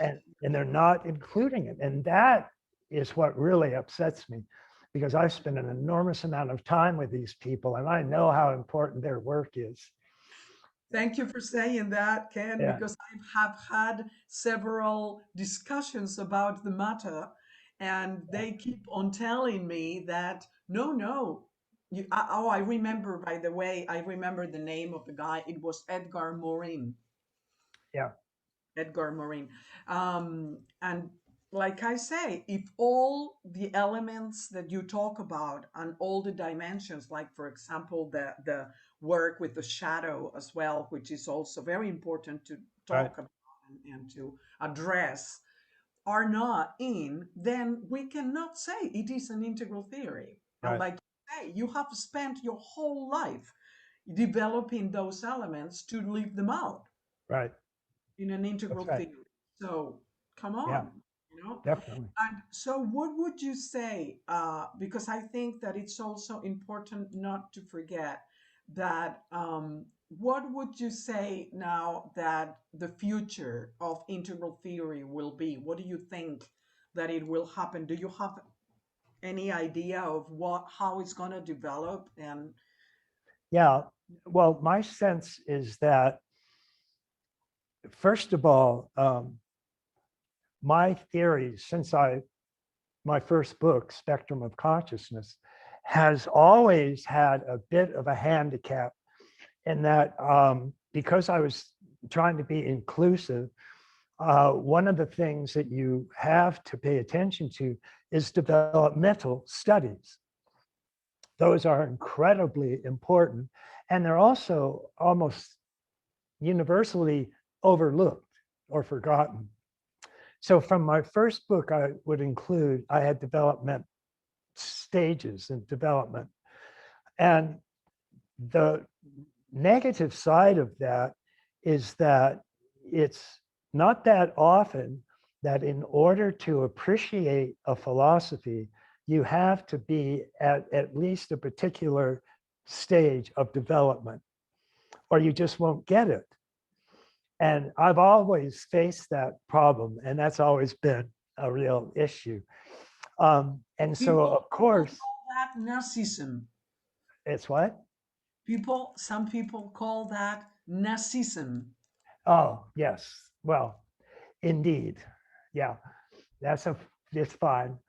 Um, so, Which is crazy because, I remember the first time, and excuse me to cut you off with this, but I remember the first time I gave a talk, a conference, let's say, to explain about integral theory. It was like 20 years ago or something. And I explained about levels of consciousness. right, And then they said, "Oh, but you are a narcissist, you right, know? So you mean you are higher than me?" right. Yeah, exactly. It's a real problem.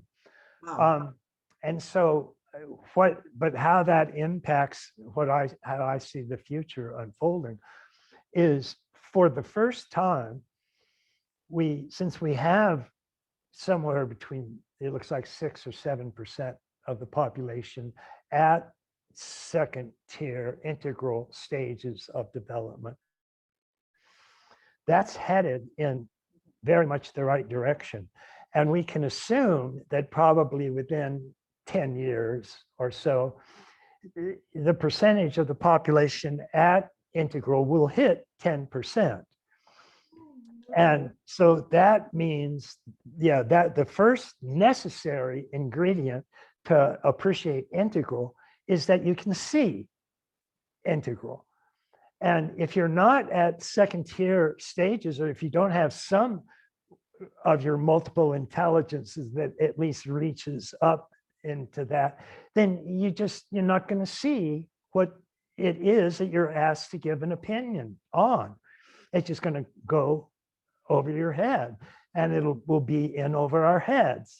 And that's where a large part of the population has been with respect to my work. It's been in over their heads. And I'm actually, given the amount of success that I've had, considering how much of it is dependent on that, it's really pretty remarkable. And that's why I have no complaints at all about how, I mean, not many philosophers have somebody like a Bill Clinton quoting them, or an Al Gore saying, "This new book is my favorite book." That's right. Or Sharon Stone, or Julia Ormond. I mean, it's been outrageous, truly. And I feel I truly can die tomorrow and be very, very happy with the number of people that I've been able to help and that have been really enriched by the work that I've been able to do for them. So that feels great. And my sense about what will happen, because the populations, our center of gravity is continuing to move to greater and greater levels, because we all have an inherent eros in us, that the good news will be that the percentage of the population worldwide that reaches integral will continue to expand. And the more they do, the more people will find my work. And they'll find other people integral oriented people's work as well. And I think that's great. I hope that happens. But I do see a increasingly larger population that would be open to something that I would have written. And so that's what I think is going to start happening. And how fast it will happen, I really don't know. I can't say. I mean, I could give guesses, but they're just wild guesses. But I think that that is the direction that my work is headed. And actually, sort of for the first time in my life, I'm not as worried about the fact that people have to be developed to a certain stage in order to buy one of my books or appreciate one of my books or say that they like integral or anything. I really feel fine with where the world is when it comes to that. Obviously, I would like to see it occur faster rather than slower, simply because we have an enormous number of problems. And I think one of the most widely accepted approaches to problem solving that we will see in the future is get a bunch of integral people together and ask them the questions that they're asking themselves. And that will actually be a practice that's done. And the world will be thankful for it. Absolutely. That So, will be wonderful. yeah, Oh, yes, yes. I wish that would happen. Some kind of integral assessors of yeah, our political right. And class. that, by the way, is just a side product of the what most important thing I think we need to do as a human civilization if we're going to live. And that is to take into account the left-hand quadrants of our own reality. And we have a scientific materialism.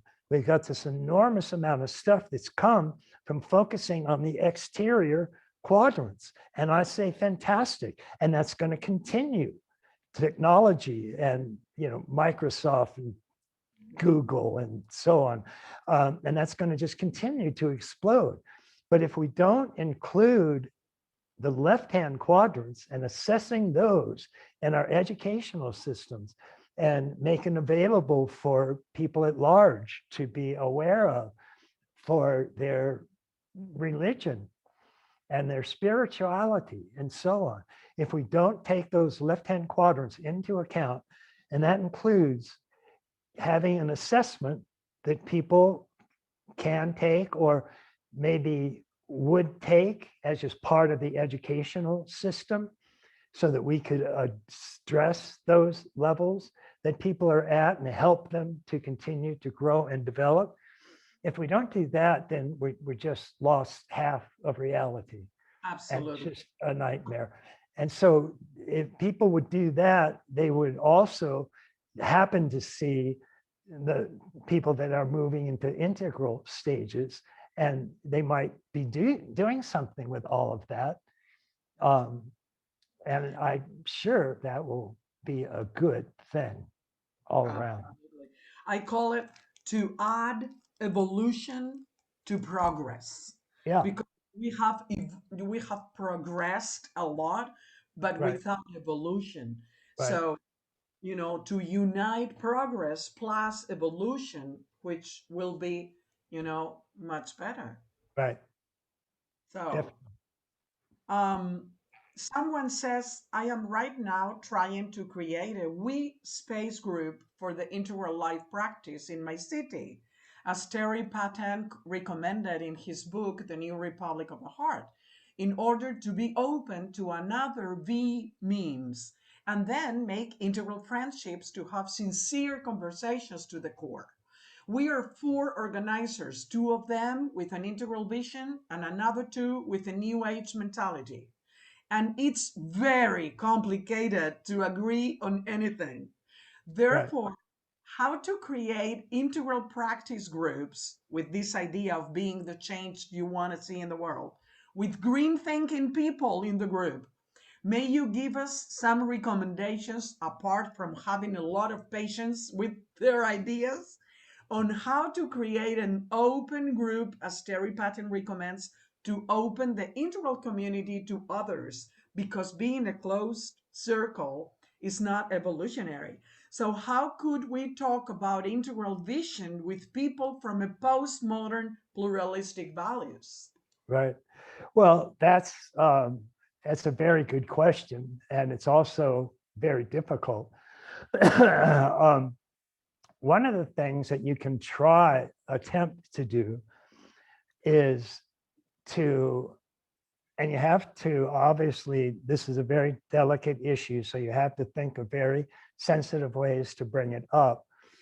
But just ask people, well, I'll give several different ways you could do it. One is to simply ask everybody, what stage of development do you think you're at? And if you can even get somebody to say, well, I think I'm largely green, even though I think that I'm open to integral ideas. Level. If you can even get them to say something like that, you have a foot in the door, and you can actually say, okay, all of you, there's 10 of us in this group, 7 of you raised your hands for being green.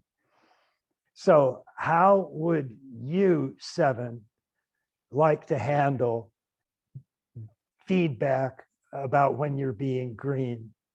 Do you want us to try to deal with that or not?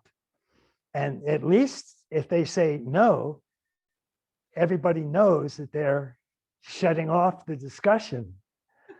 And if they say, well, maybe we could try doing this, maybe we could have 10 minutes of feedback at the end of each meeting where everybody would give us what they think or whatever. Assembly.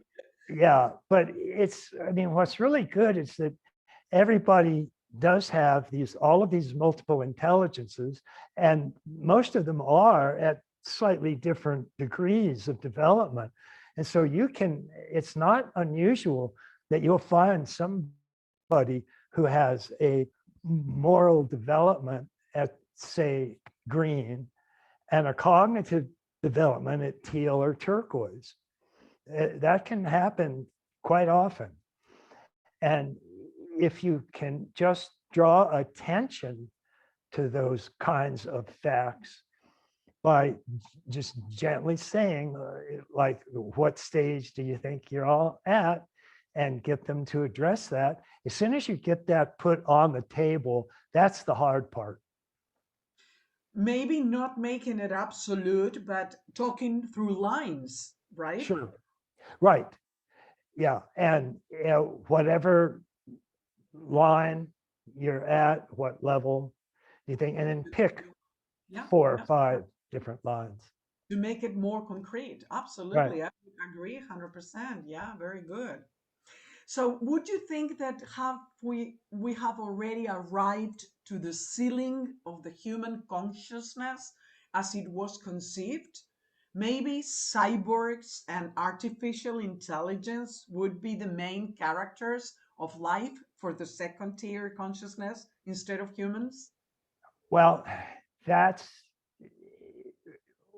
one thing is certain, and that is that artificial intelligence, when it reaches what's called general artificial intelligence, which means right now we have almost entirely narrow artificial intelligence. And that's an artificial intelligence that can deal with one specific task. So it can play chess, or it can play Go, or it can drive an automobile or something like that. But what makes human intelligence so complicated is we can do at least a dozen different intelligences, and they each go through a dozen or more stages of development. And until you can get an artificial intelligence that can match that, you're not going to get a general artificial intelligence that can do. General artificial intelligence means it can do everything that a human can do. But it looks like, just given the direction that AI is going, that at some point we will get to a general artificial intelligence. Now, that is a complex issue in itself.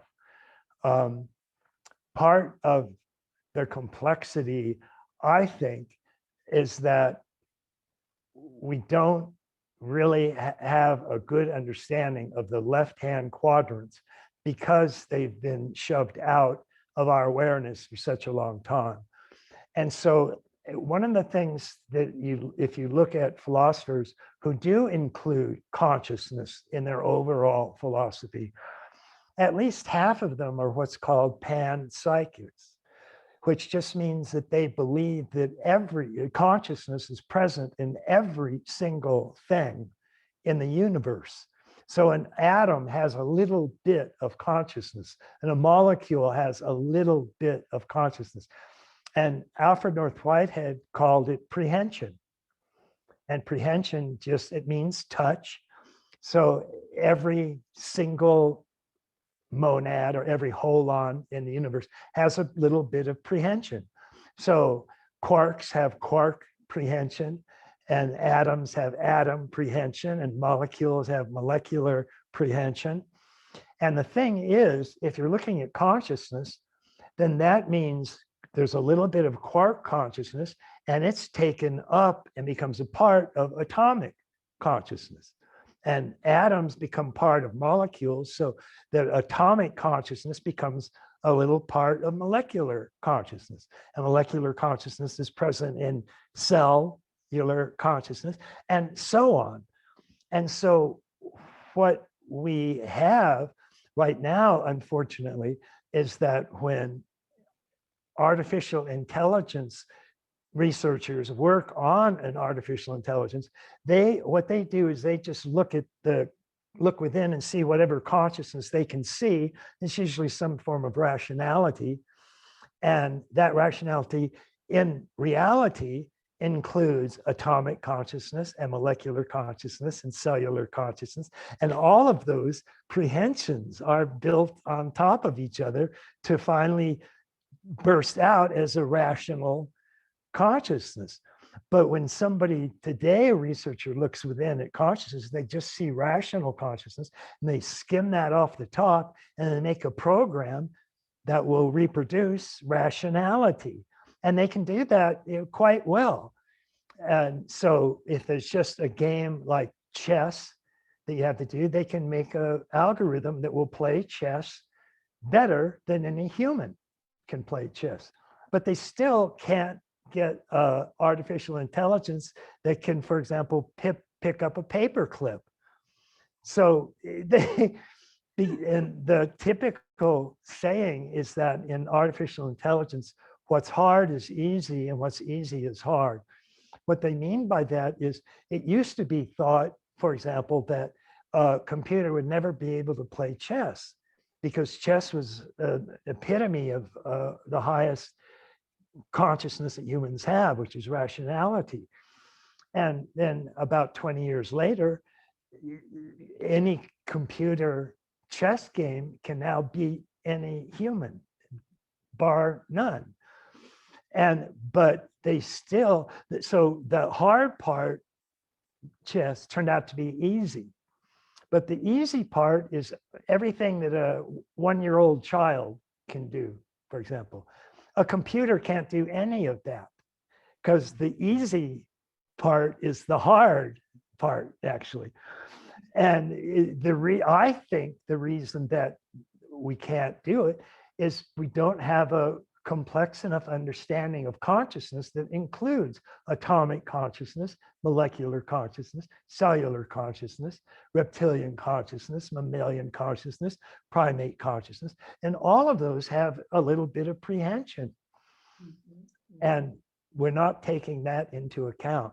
And that's why we can't get AI to do any of those little early things that human beings can do, because human beings are including atomic consciousness, and they do include molecular consciousness. They do include cellular consciousness. Every 1-year-old is including all of those. So of course it can do these hard things that a computer can't get close to. But assuming that as the world gets more integral and it starts to understand there are at least 4 quadrants and probably 8 zones and etc., that they'll realize that, okay, we've got to start including the left-hand quadrants in our algorithms, or we're just not going to cover all the bases. And so it's just not going to work. So I'm assuming at some point we'll take that step. And as soon as we start taking integral approaches to consciousness, and by the way, this is at least starting, because there are people, for example, there's a computer program out that I think is just called Sophia, and it's the most watched computer program in existence. It's been on all sorts of morning television shows and stuff like that. And I watched a video on how the people that created Sophia's intelligence proceeded. And what I was struck by is they included 9 multiple intelligences. And they developed a computer program for all 9 of those multiple intelligences. Now, they didn't include stages in them, and they weren't including, well, they were attempting to include quadrants when they included multiple intelligences from the upper left. But it was fascinating to see that.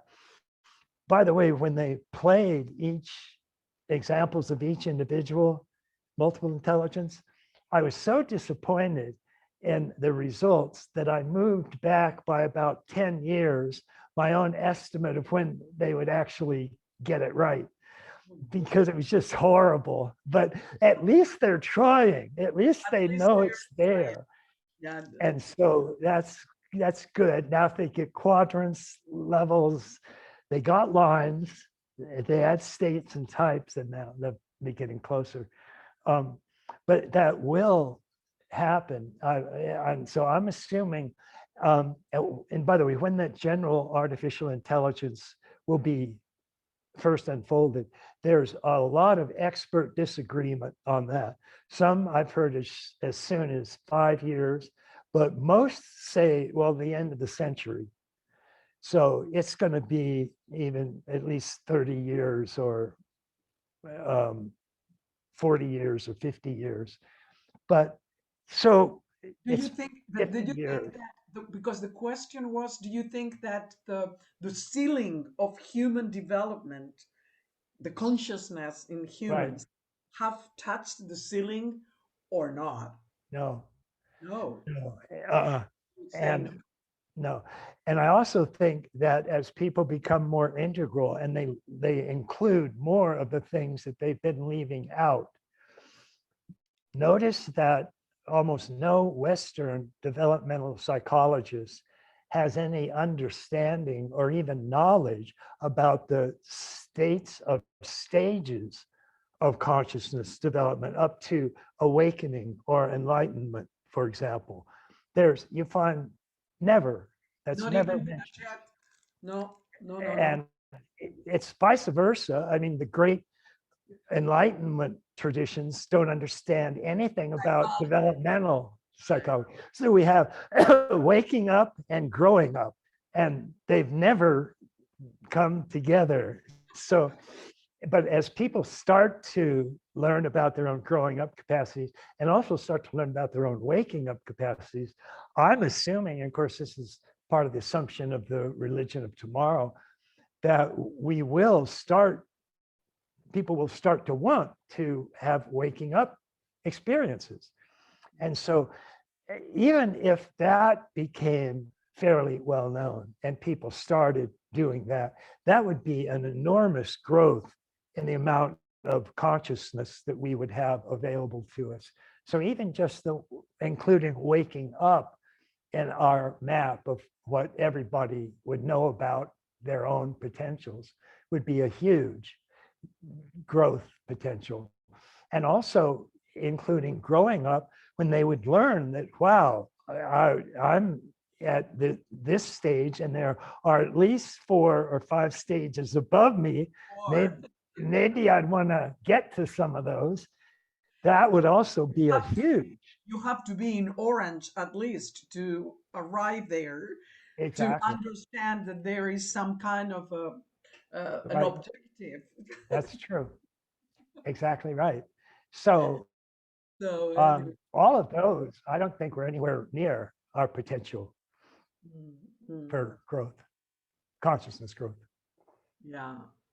Well, it seems that nowadays biological computing and those alive robots, according to the University of Vermont, named xenobots, are creating a great expectation among the scientific community, as they've demonstrated that it's possible to create programmable artificial biological life. Do you think that silicon computers are ready to become obsolete? They're claiming what is possible? They're claiming, this University of Vermont Right. have found something that they call xenobots, which are alive robots because they are using biology, computation, and that's why they call it xenobots. And they are, Is it center saying bots? Center bots? no, Xenobots, xeno. Okay. Okay, and Xenobot. they Okay. they say that they are programmable artificial biological life, like creating. Before it was only like metal or silicon Yeah. based, but right now it's biological based. So do you think that that is going to get rid of silicon computation? Um, I don't think so, because I'm not sure exactly what the capacities of these xenobots are, but a large part of the silicon revolution was understanding that silicon machines could perform as well as human brains in at least some specific areas. And so it's not clear to me. I'd have to see what these xenobots were doing in order to get any real sense out of whether, just as in human beings, we could find silicone can actually do what that biology, carbon, is doing, but it can do it better. That could be the case here. So I'm just wouldn't. I think it's extremely too modern yet.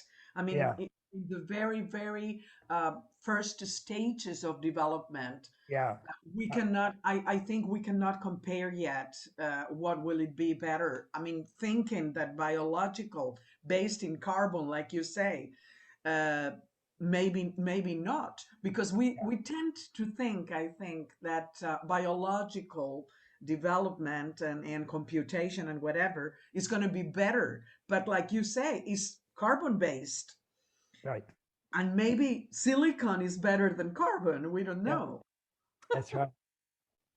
So, okay, as the time of the pandemic provoked many fears, especially with Klaus Schwab's books, The Great Reset, and the politics that were recently discussed in Davos, how many of your theses about flatland reductionism can be activated against this new ideology of the 21st century called transhumanism?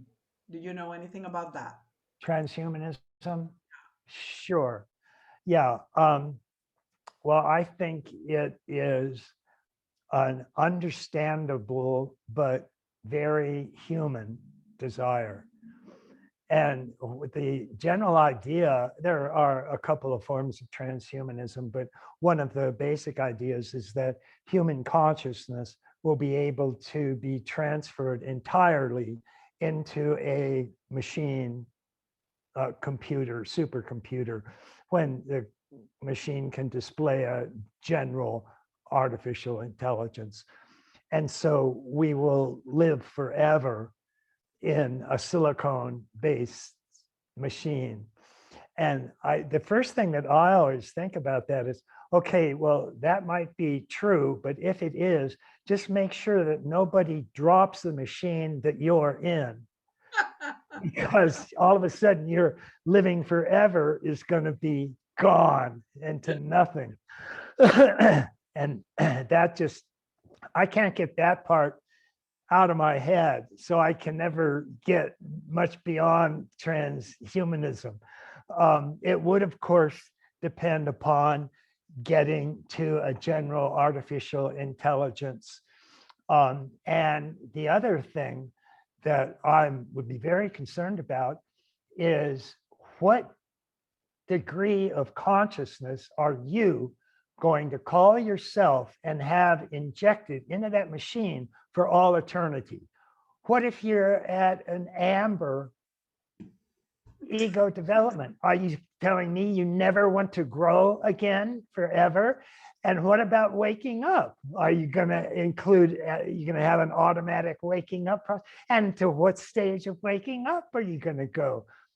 All of this is typically overlooked by the same young, geeky males who are college age and can't get a date and stay up all night sitting in front of their computer, typing out algorithms and doing that. And God bless them. They've brought us an enormous number of good things, but this is just another one of the geeky, I think, male fantasies. And I don't think much of it would come. Would have to have, let's put it this way, the only consciousness that I would keep for all eternity would be a truly integral consciousness. And otherwise, it's not worth it. It's no. because it's not real. It'd be a horrible fate. Horrible, yeah. Horrible. Absolutely. And yet there is another way of looking at this, which is psychedelics, because psychedelics may offer a powerful introspective lens that, through its increased shock value and enhanced immersion, could trigger a deeper and quicker emotional response than meditative practices. This makes them more effective to treating certain illness as depression or post-traumatic disorders, anorexia, addictions, etc. So we could even say that they might ignite a spark toward spirituality and self-introspection. Therefore, what's your opinion on this psychedelic renaissance in academic institutions like Johns Hopkins or the University of Imperial College? Should these studies and experiences be integrated in society through dedicated centers and experts? Yeah, I happen to think yes. When I'm a boomer, so I was born I grew up during the 60s. And so, yeah, I never did LSD or any of those, but when they were first made illegal, I was infuriated because I could see, not even having taken them myself, but I could see, first of all, that a large number of people were having very genuine transcendental experiences. And if nothing else, we should keep them around for research, Absolutely. because they are really telling us an enormous amount about brain and what's actually happened. So I was just infuriated with the whole thing. And I was that the same impulse made me really glad to see when places like Johns Hopkins and a few others started researching, particularly psilocybin and others, but they would get very reproducible results of people having very profound transcendental, transpersonal experiences. And this research was so believable and so extraordinary that I mentioned this Jordan Peterson guy. He has gone on, done one of his podcasts seen by 1 billion people. And he said that these psilocybin experiments make it, when it comes to the existence of what he calls absolute consciousness, which is where the ego dissolves and you're one with absolutely everything. He says the existence of absolute consciousness is now, quote, not disputable. I mean, it's had that much of an impact on him. And one thing that he's known for, even the people that don't like him admit that he always has a great deal of evidence, scientific, usually evidence, to back up what he says. And that's just an example of what these psychedelic substances can do. And so, of course, I think that they should get a wide support, and that they should definitely be legalized. If for no other reason than keeping them illegal makes it really hard to do any sort of research on them. You really have to go through an enormous bureaucratic governmental series of steps in order to get anything resembling legal permission to do research on that, even if you're Johns Hopkins. So I think it's terrible that they've been illegal all these years, and that's it's prevented exactly this kind of research. Research is going to let us know that what you do when you take up Zen Buddhism is create a state of consciousness that is not disputable. And that's the truth. And you can put that down as a product of scientific materialism if you want, because that's, in a sense, that's one of the few ways that scientific materialism proves these transcendental realities. To prove that it exists. Right. I remember Henry James saying precisely that subtle levels exist because of the effect that we see they have created. Right. So yeah. Very well. Let's see. This question, we are in the in the 3 last questions, and this is very interesting, which is. Well, we've been going for almost 3.5 hours. Oh my goodness gracious. But these are very, very quick, short. Okay. And this is, are you happy, Ken? Describe us your take on happiness and what are for you the most important things in life. What do you do to maintain happiness in your everyday? I'll describe my type of happiness, and I'd say that the most important thing in life are practices and exercises that you can undertake to attempt to get into this absolute consciousness that we were talking about. The Tibetans call it one taste, because you feel absolutely one with everything that's arising.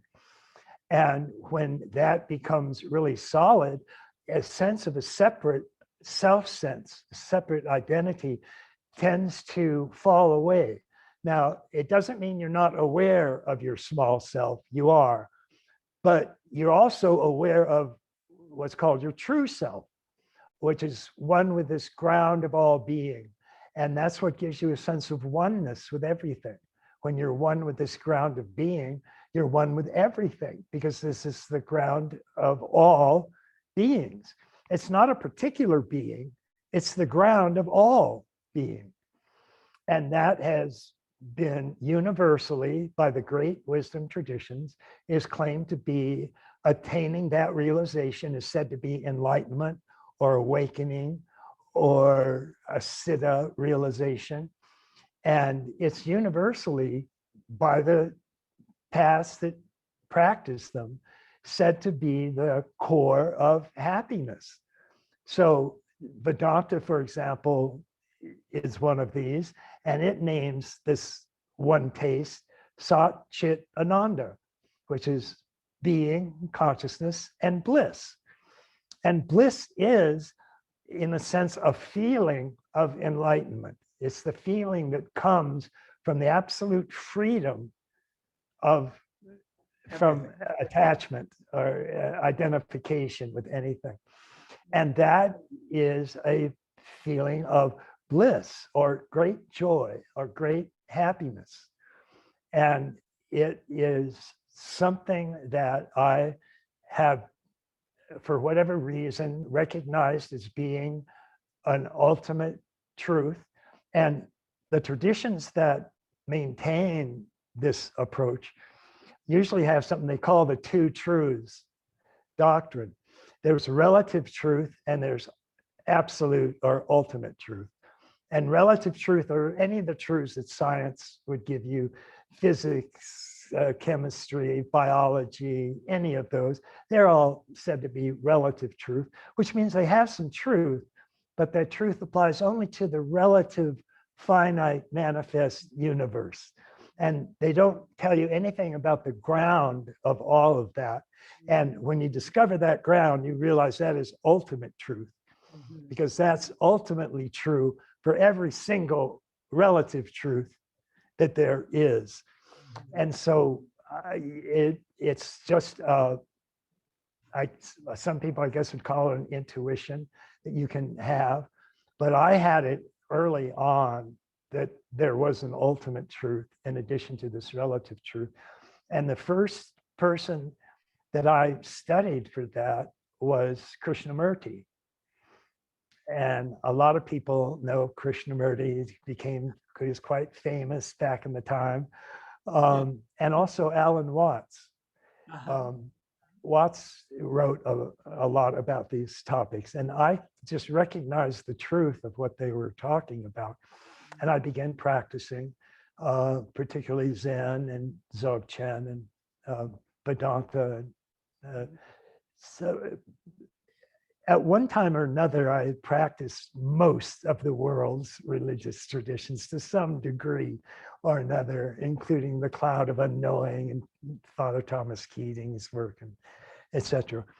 But one of the things that these ultimate truths teach is that enlightenment can't be attained. And it can't be attained because you literally already have it present. And you not only have it present, but you know you have it present. And when you actually get a satori, like when you wake up to this, you'll realize this ground of all being, but you'll also realize, oh God, how did I forget that? I've known that my whole existence. What the hell? People calls that narcissism. Well, of course they do. They call most of the things that you and I feel are important narcissistic. That's just the way it goes. So it's just consciousness. It's just well, consciousness. it's you put it this way: if somebody doesn't call what you're doing narcissistic, it's probably not true. So just keep that in mind. So fortunately, you and I both have that working for us. Absolutely, absolutely. Yeah. I am a narcissist. But as I continued to practice and started to have like Satori's, then that's something that became increasingly obvious to me, was that I not only was realizing something, but I was realizing something I had known for my entire existence. Yeah. And that has become more and more a presence, a constant presence with me. So even when it can cause problems, like in my deep dreamless sleep, but that's what makes me happy, and it's fairly constant as a sensation, a realization for me now, and that's what it's Wonderful the and very recommended, primary source. right? Thank you. Thank you. Have you had any contact or received any message from Treya from the other dimensions? Do you think that these contacts are possible? Does it exist? Life after death? Then? Well, I'll tell you about whether I have or have not after I finish telling you, in a sense, my problem that I have with that. And that is, I've always known people that believed that there was some sort of reincarnation, that we went forward after life. But they've always been of two types. And the two types have always been self-contradictory. They can't both be happening at the same time. And so would always, and I always bring this up to each one of them when I talk with them, but one of them would believe just in sort of what you'd sort of call the standard grade reincarnation, which is I, Ken Wilber, will continue forward. And Ken Wilber will go through the Bardo realms, and then somebody, Ken Wilber, that was really me, whether I can remember it or not, will be reborn in some future body, and I'll go on. And that continues until I'm fully awakened, and then I won't have to reincarnate anymore. But notice there that even the traditions have some quite profoundly different understandings of what reincarnation means. Shankara, for example, which is the brilliant genius philosopher that founded Vedanta Hinduism, he famously said, quote, "The Lord is the one and only transmigrant." Now, that's not hard for me to see or agree with that version, because it just means that there's one consciousness, and the same one consciousness is reincarnated. He called it the Lord. We call it what you want. Zen calls it big mind. And that is the sole existing consciousness that continues to go on. And I believe that in any event. So in believing that version, I wouldn't necessarily hear from Treya, because she would just be big mind now, and she wouldn't necessarily be just little Treya. So that's that version of reincarnation. One version of that I happen to believe in, because I've already experienced one mind now. That's what awakening is awakening to. So I know that that's at least there, and it's eternal, meaning timeless. So the other type of person that would always believe that souls went on were people that would talk to mediums. A medium is somebody who could get messages from the other side. And there's actually been a fairly large amount of research done on certain mediums that does give a positive indication that when they get messages from a person on the other side, then they check with the people that really knew that person well, or it's things like that you just check and see how accurate the medium could be. And in some cases, not all of them by any means, but in some cases, they're very accurate, and they do seem to actually be getting information from that person. And usually that person is, not only can they be dead for a long time, but often a medium will claim to, oh, I'm contacting William James now. And William James lived around 1900. So they'll, claim that they're contacting somebody that's been dead for quite a long time. And it might have been somebody that they're talking with that knew them, and so they can check, or it might just, they're just saying it because just to show that they can do it, or for whatever reason. But if that's true, and let's say the person that's talking to William James is talking to a version of William James that is living in that afterlife realm, then that means that William James did not reincarnate. He didn't continue going forward, because you're talking to him still from the year 1900. So it's at least been 100 years and he's still stuck in wherever he's talking to you from. So that doesn't work. That doesn't sound good. No. So because then there is not yeah. I had, in a sense,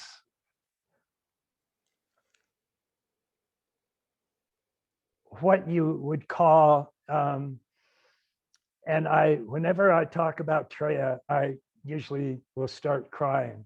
So if I do, just forgive me, but that's just the way it still is. Oh, I'm sorry. But no, that's okay. I had what could be called an afterlife experience with her, but it happened immediately. She had, among other things we had decided, was that upon the moment that she actually died, that I would read to her her favorite portions from the Tibetan Book of the Dead, and also just the favorite. She used to have these cards she carried around that had some of her favorite spiritual sayings on them, and I would read those to her. Oh. And so that's okay.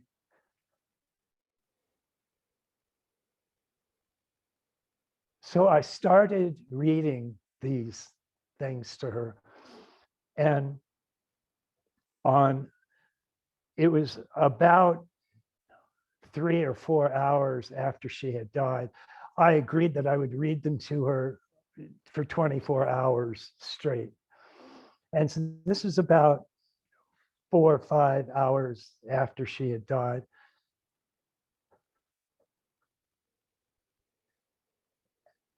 And I heard this enormous click in the room.